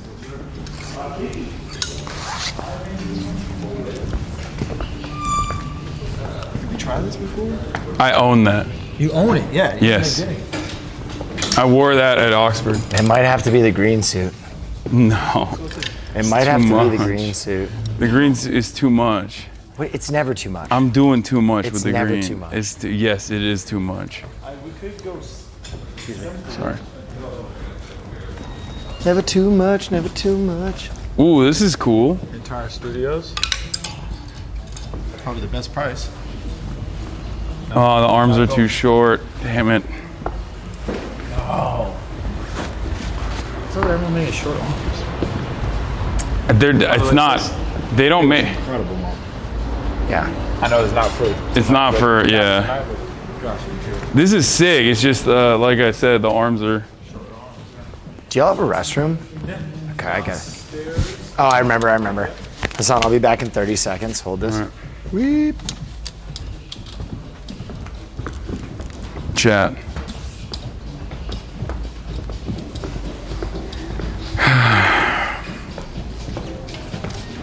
It's a real always a bridesmaid, never a bride situation for me. You know what I mean?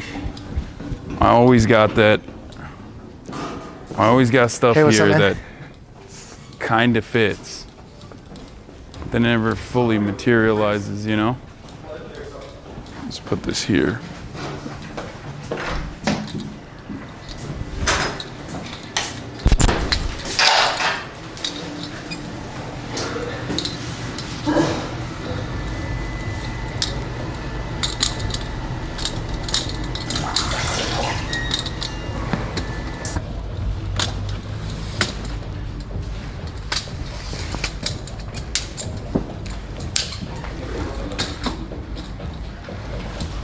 Boom.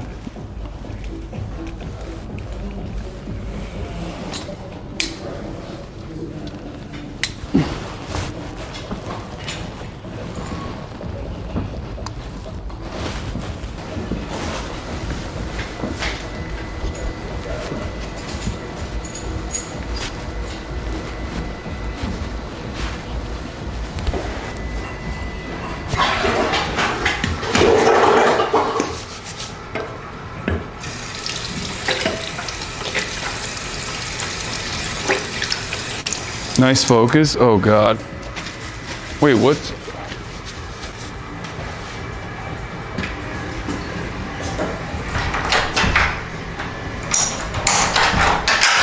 What about now? Oh, Will's piss mic?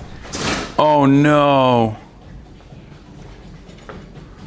Oh no, Will is doing piss mic. Will's piss micing. And at least he's washing his hands though, so that's good. Will, they heard you pissing. I covered it up. You can't cover it up. What do you mean it can't? Whatever, I don't give a shit. They said W hand washing. Masatomo. I mean, that's so basic. Like, This is a. I don't think I would need pants to go with it. It'd be mixed matching. All right, well, let's get you sorted out. Because worst case, I got some stuff that I can put together. Here you go. Yeah. Listen, I'm not like him.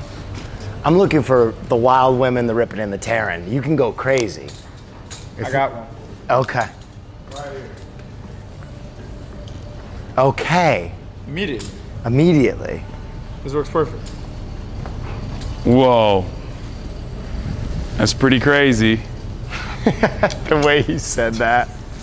That's pretty crazy. It's like the most. Wow. I think I'm gonna work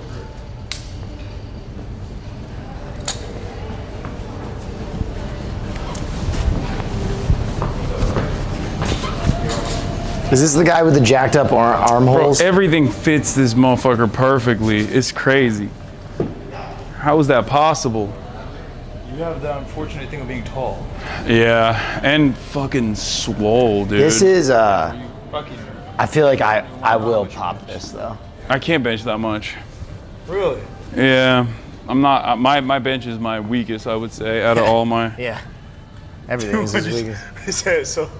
You say it like. I could deadlift like a motherfucker, but I can't bench press. He got real hurt because I went and worked out with his trainers one time, and they started talking about how strong I was.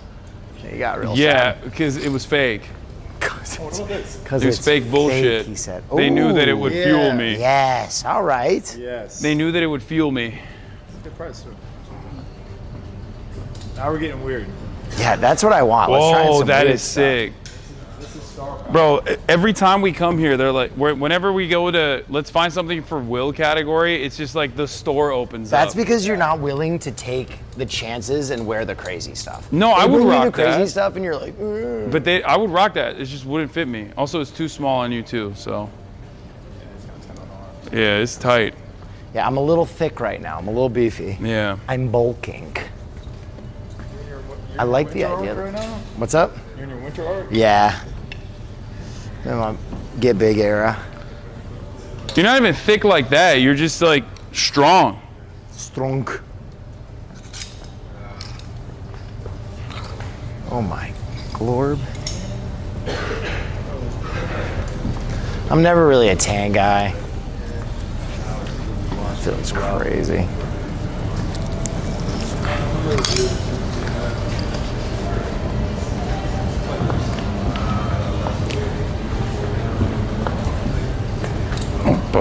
There we go.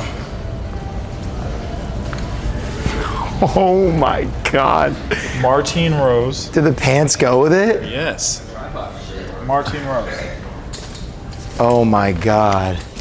That's pretty hard. That's crazy. Yeah. It's like a rap video in the 90s. Hey Ma, I slide. Button it up, do it right. This is crazy. This is... Wait, I'm trying to see how it buttons. That's why we just wrote it.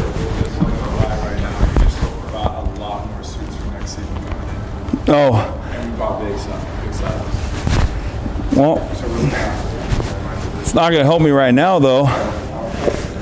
next year's awards. Wait, so what's up? Y'all got nothing right now for real? Am I cooked? You guys came in between seasons. I was getting boxes next. This is kind of crazy. It's sick with the yellow pants. Whoa. What do the yellow pants look like? Oh, those are way too long for me. Wait, why are they so long? You would have to get them. I think they're supposed to stack. You're supposed to do. Oh yeah, it's one of those. Yeah, because if you see how the bottom wrinkles up, it's supposed Yeah. to stack to kind of. Brother, stack? Yeah, it's supposed to like look There's crinkled. stacking and then there's... Yeah, no, that's how it's supposed to go, and then you're supposed to wear like a boot underneath, like very cowboy Oh. style. I like this, but I'm gonna be honest, I don't think I could ever wear something this hot. I think I would sweat my life away. What about like Bodie or Marnie or anything like that? Anything like colorful? What?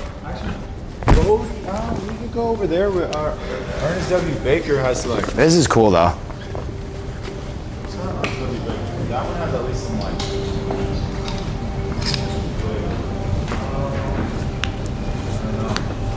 You could do like this VOD set.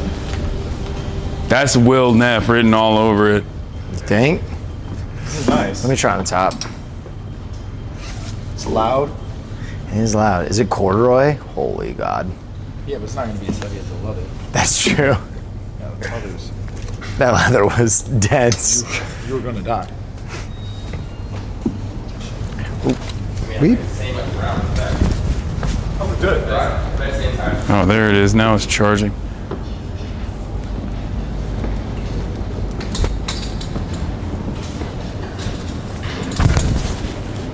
Yeah. I don't like the way it sits. It's cool. This is a little new VOD, but it's. Okay. That's crazy. That looks like a pajama. Yeah, I was gonna say the same thing. You could do this too. Rainmaker. Rainmaker is one of the new hottest brands right now. That's crazy. Rainmaker. Is there anything my size there though? No. Let me throw that on. They did. I think we might have this one in your size. Rainmaker is Japanese, right? Yeah. Rainmaker. Okay. The arms are too short, I think. So too. That's not my size, is it? I think we have big Rainmaker. Jacket? Yeah. See what's that with that jacket? Okay. Yeah. The biggest Rainmaker sizes. And with those baggy pants, those are the big ones. You wanted this sailor? This isn't bad, but I think it's just. Didn't I just put this on? No, you don't put this on. That's so sick. Where's that from? Blue Gable Noche. That's sick. Dude, I like all the long stuff. Look at the sides on this. Wait, are they? So this, yeah, you could just pop it open. It basically, That's like that. Hasan, that is incredible. Oh, this side is already popped open. I'll pop it. That coat is incredible. You look like a JoJo character. The silhouette is unreal. I'll kill you if you don't get that coat. I'll murder you. People actually have the hype for it. Oh, dude, that is a JoJo coat. I could literally bust this out with, like. Okay. I love how high that slit is for the pocket. Yeah. It is sick. I could wear this with straight up a tank top. I honestly hate you. It's that good. Yeah, that's a winner. This and just some good pants, good shoes. And the high slit's crazy. Yeah. Yeah, the arms fit too, and it's like the shoulders pop out.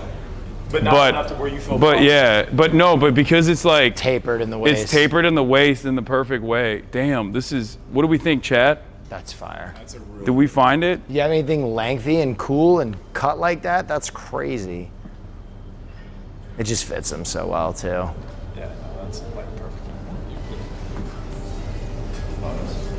Hasan. I think so too. That's the one. I think this might be the. Like this. Blue? Okay. All right. Whoa, this is sick too. Yeah, with the Rainmaker one? Okay, we're talking. Oh, this one was the one I tried with the arms that were too short, right? Too short, yeah. Hasan, I'm telling you. No, I think this is it. I think we might be. That coat has to be it. I think we might have locked it down.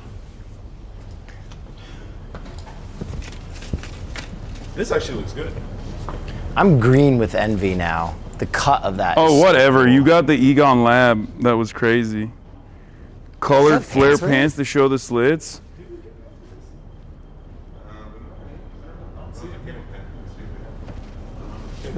This has like a Jedi thing going on.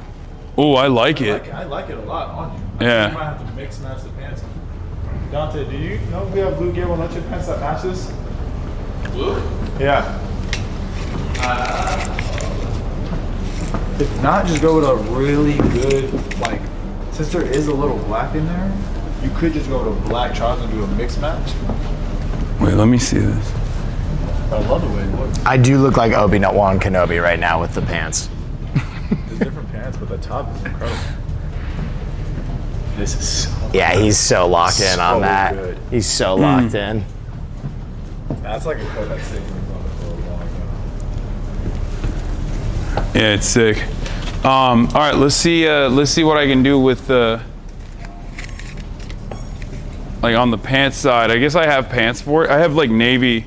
I was thinking of wearing these really hyper flared Gucci navy pants that I have, and then some boots underneath it, and then for the top, I would just need like a ribbed white tank top.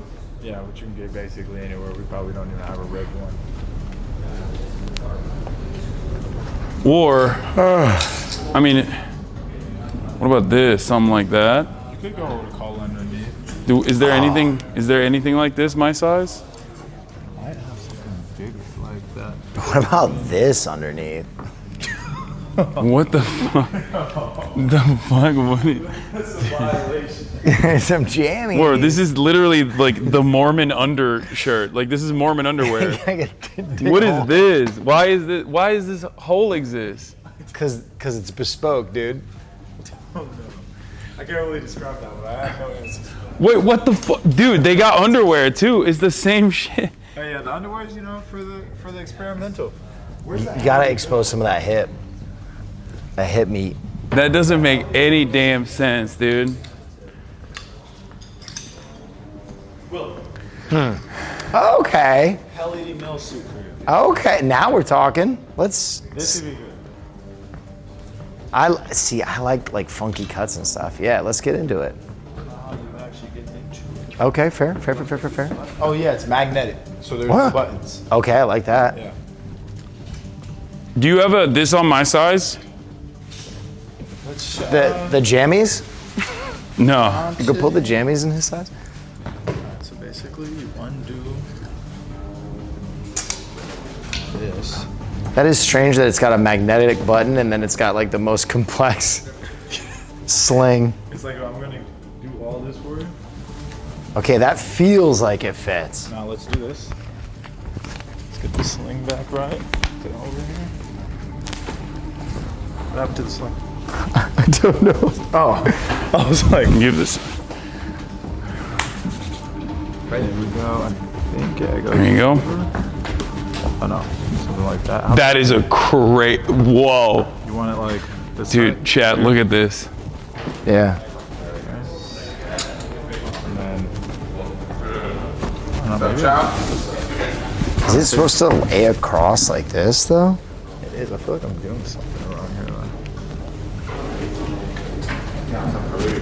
Oh, there we go. Found it. I love complicated things.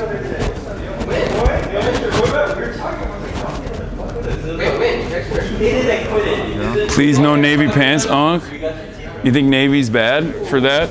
Yeah, you gotta go black. I think you gotta go black. How is this supposed to lay across the collar though? It's so weird. It's just supposed to be open up like around the neck. Really? Yeah. It's actually really cool. I think you go with the right shirt underneath. I mean, I love the coat. The sling throws me off though. How do you feel about it? I like it. I like it, but Let's see. I, the beholder, Will, we both wear these glasses, Phantom of the Opera style. Okay, yeah, I'm with it. You want to go tuxedo mask in this bitch? You can leave it a little looser. Bro, I've never. Oh, that's not even a real hole. It is. You just gotta bust through it.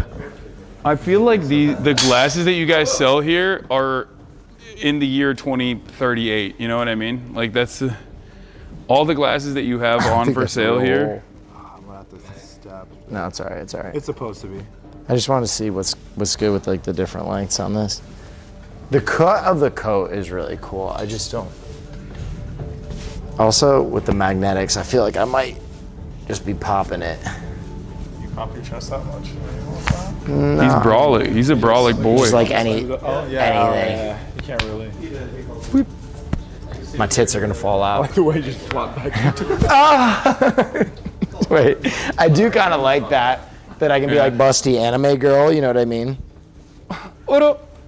Nani? You do have good pants right I have a bunch of pants. I'm not. Yeah, I have a lot of pants. I have a lot of black pants that are sick. I have a lot of. I'm not worried about the pants situation. So it's the top.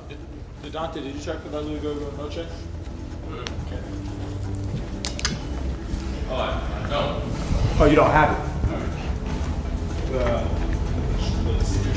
Bro, I have no idea what I'm gonna wear. You found something. I'm in trouble now.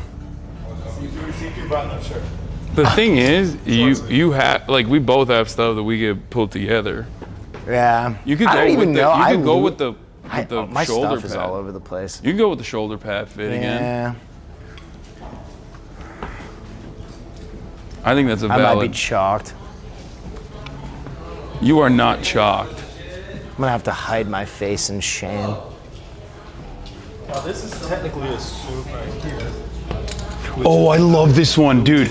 Dude, I wanted to. This is. Yes. Oh my God! Fuck you. No, no, don't let him. Don't let him buy this. And then Do they have this any bigger? I think we do. Let me see what size that one is. Yeah, can I try the biggest size again? No, you found your clothes. No, I love that one, dude. I want that so bad. My biceps are actually like. Oh. Because then I have the coat version right here. No, everything from this designer, I've tried a bunch of their stuff before. It's incredible. It's just that it's a little small. Oh my, no. Nah, it sucks. Don't even worry about it. I think I should throw it in the trash, cooking. actually. It's, that's bad. It's really bad. The only thing is, my biceps are literally about to explode out of this. That's probably the look that they want for that, though, honestly. No, it just looks good on this. No, is it good. looks terrible, man. I don't think you should buy it. Is there a larger size of that? Like the largest size? Is the largest. Okay, I do want to see that super cropped one though. Dude, what the dude, this. Christian, you going downstairs? Do we have this yet? But I can. Do we have a 4? No, we ever got it. Please. I crossed my fingers, bro. I got you. What about a 5? I'll check that too. They don't have that. No, they might. They might have it. You never know. Okay. I think you're right though, Hasan. We do need to get the Phantom of the Opera glasses. What? No, I don't want that. I was kidding.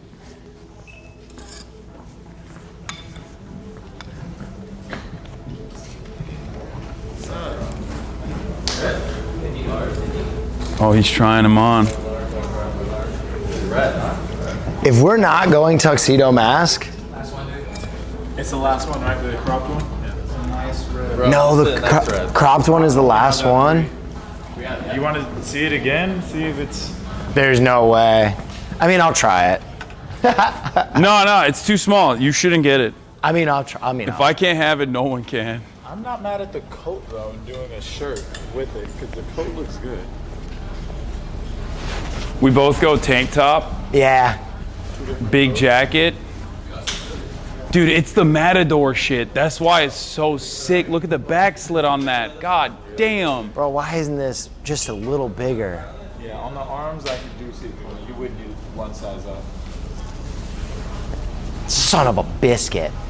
Yeah, welcome Anything to else my like life, this? dude. I Yeah, love the crop shit. Keep hitting those weights, big boy. Okay.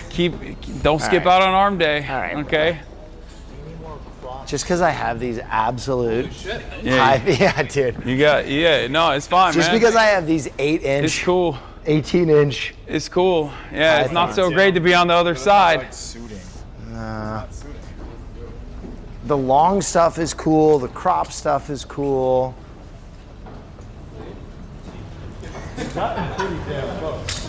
Now, If you want to go long, you go with the same one he tried on earlier. This one, not color, but.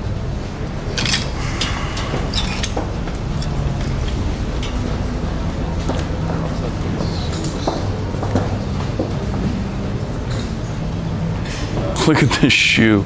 Chat. I mean, both of these shoes. This is insane. Jacquemus. This is the most Helga ass shoe I've ever seen. It's like, hello, what are you doing? How's just me wearing my shoes?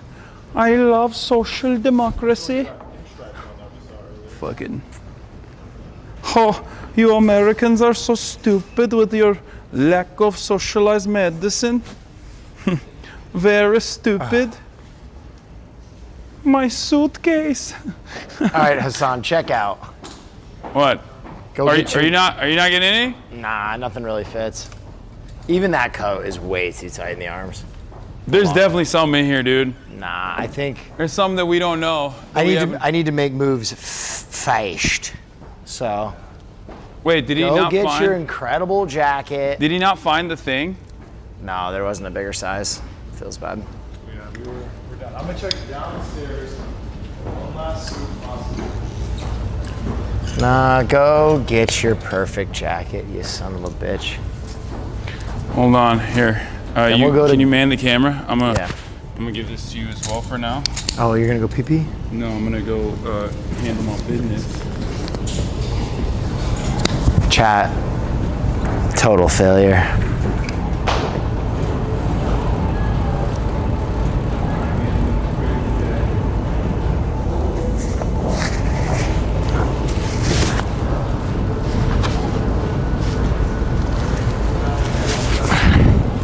You tried? I did.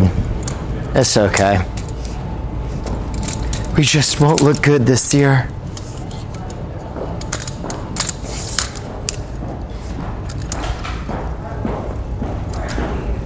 We just won't look good this year. Christmas is canceled.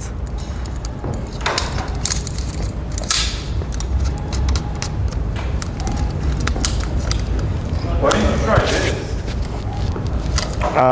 Because I don't like it. Oh, okay. It's like a deconstructed pinstripe.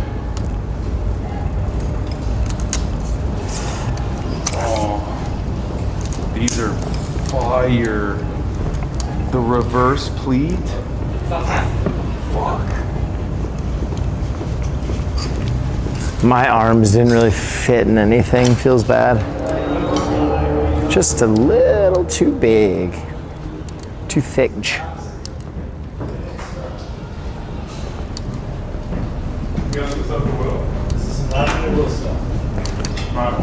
Go try it on over there while I pay. Okay. For my shit. You like this? It's okay. That is set, or you could go super Japanese boxy. I'm okay. Yep. I'm okay. Good. Thank you for trying. Oh, no. We tried. We tried. There was cool stuff. It just didn't kind of fit me.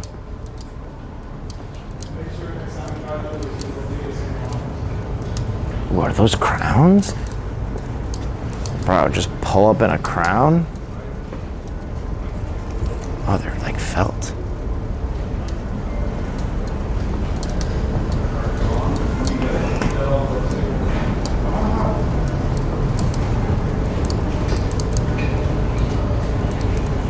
It's $225. Yes, it is. I'm probably just gonna go home and put something on after this.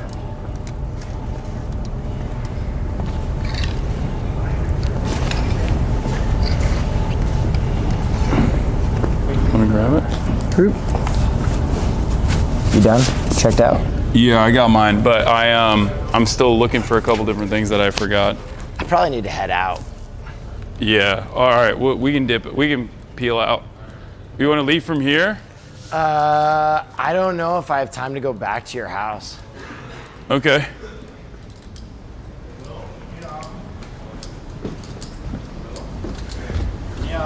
Okay, I'll try it. I'll try it. Give it to me. Let him cook. This could be. Last second. Oh. Oh my. This is interesting. Oh Does my it have pants? Lord. I think, yeah, you just go with any black pants with it because it's more of a coat. It's not really a blazer. The light is not great here.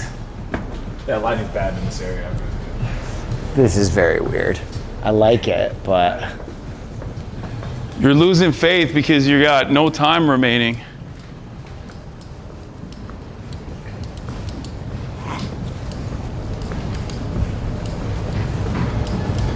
That is weird. It's right there, but it's like, this is too. It's cool. Why don't we just go full faux fur? Yeah. Why don't you just go with the entire studio's faux fur coat? The purple. Oh. No, not the purple one. This one. That one is so, dude, dude. And for the price, if you walk in there with that. How big is that? Let me see. Let me see how big that is. How there a much bigger is one? this? I do have XL. Dude, it's actually amazing. It's only 1,000. Let me see. You got a bigger one of those? XL, yeah. Let me see that. Bro, sold. It's so sick. I'm wearing this. Let me see the big one. Is that the only color you have? Only black left, yeah. This is like 1,000,000 pounds. Is it? I love it. Is it hot? It's so hot. We could both rock it. This is. Bro. Do you have like a ski mask I can wear with this? Do we still have? I think we still have a black one from. Oh, yes. We should from, what's that brand? DDPR?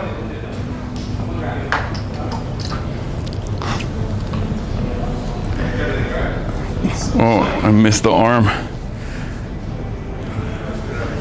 Oh, Will is not lying when he said this shit's heavy. Heavy. Oh my God, bro. Wait, let me try this. This is dumb as hell. If you're going anywhere for the women, you kind of have to have it. No, what do you mean? You can't even put this in your. You can't even put this in like. Yeah, you can't rock this. You can't put it in a bag. There's no way. You just. Raiders?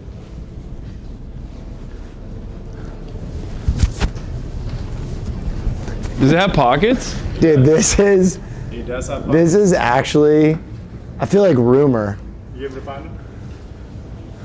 Should be somewhere Yeah, there. the pockets are restricted when you close it.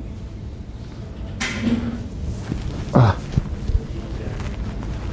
you guys definitely look like you're up to no good. When Wait, do you guys have more balaclavas? I should definitely do that one.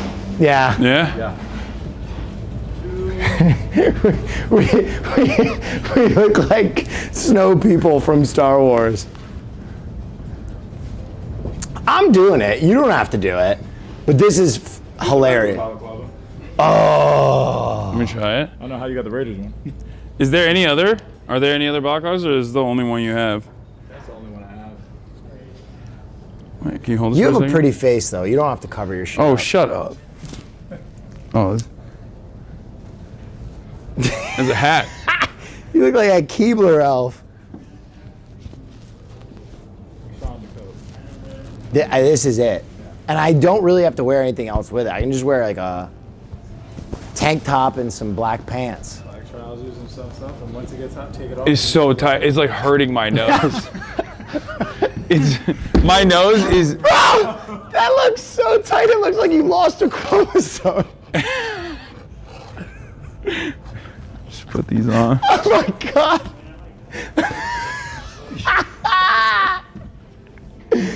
Holy shit. What's up? This is like a really crazy film that's about to happen right now. Oh my God. Nice comedy drama. It's the tightest I've ever had anything on my. It feels like it's just, like I put plastic wrap over my head. Are you getting it? Yeah, I'm getting it. You don't have to get it, but this is hilarious to me. This is perfect. Oh God, I can't even take it off. Oh. Oh my God. Freedom. Yeah, this is not made for That was. Oh, this fell off.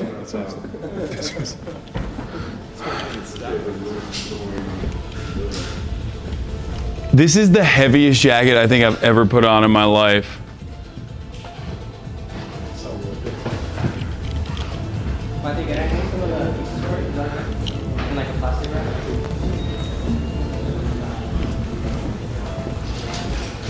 It just keeps adding. Oh, It just keeps growing. You look awesome.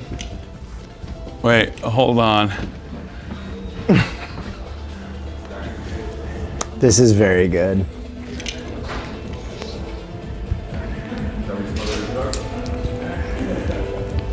You look so fashion.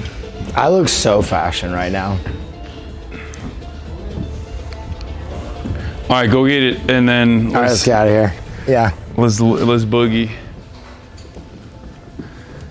It's coat season. It's coat season. All right, I'll take it. Winter is coming. Dark Doflamingo. Wear that to a red carpet with So nothing else, fascist. just naked underneath. Okay, chat. Hang dong. You want me to fly?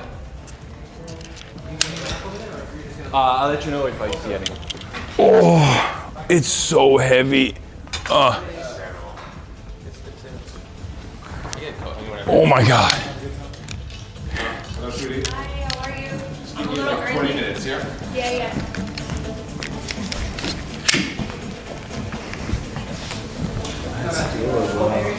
Let's do it. Hasan, do you just want to come with me to my house from here? I'll grab a few things, then we'll go to your house and go together. Yeah, sure. We can do that. All right, I'm gonna Nice. conclude our.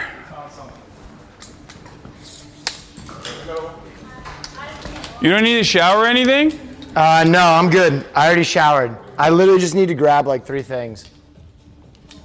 I just need to grab shoes, a shirt, and pants.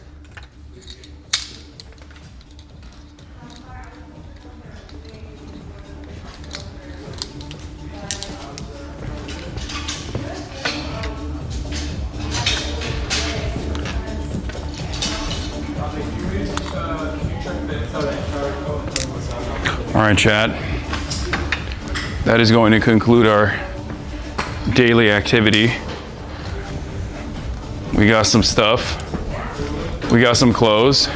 Operation Save the Red Carpet. Save the red carpet. Total success. Last especially second now that purchases. I'm gonna look like an Ewok all night. Yeah. All right. I'm gonna check out. Okay, that'll be all. Shouts out to everybody who watched. Thank you for joining us on yet another journey of education and of dripping. We'll see you on the other side. I don't even know if I can raid from here, but I'm gonna try and raid Cutie Cinderella. What's up? Neff. What's Cutie's at? How do you spell Cutie Cinderella? Shit, let me see if I can find that first. This is probably the heaviest thing you've ever got from that place. Yeah, that's actually crazy that is all that is. Cinderella. That's why I love it. I'm Turkish, shut up.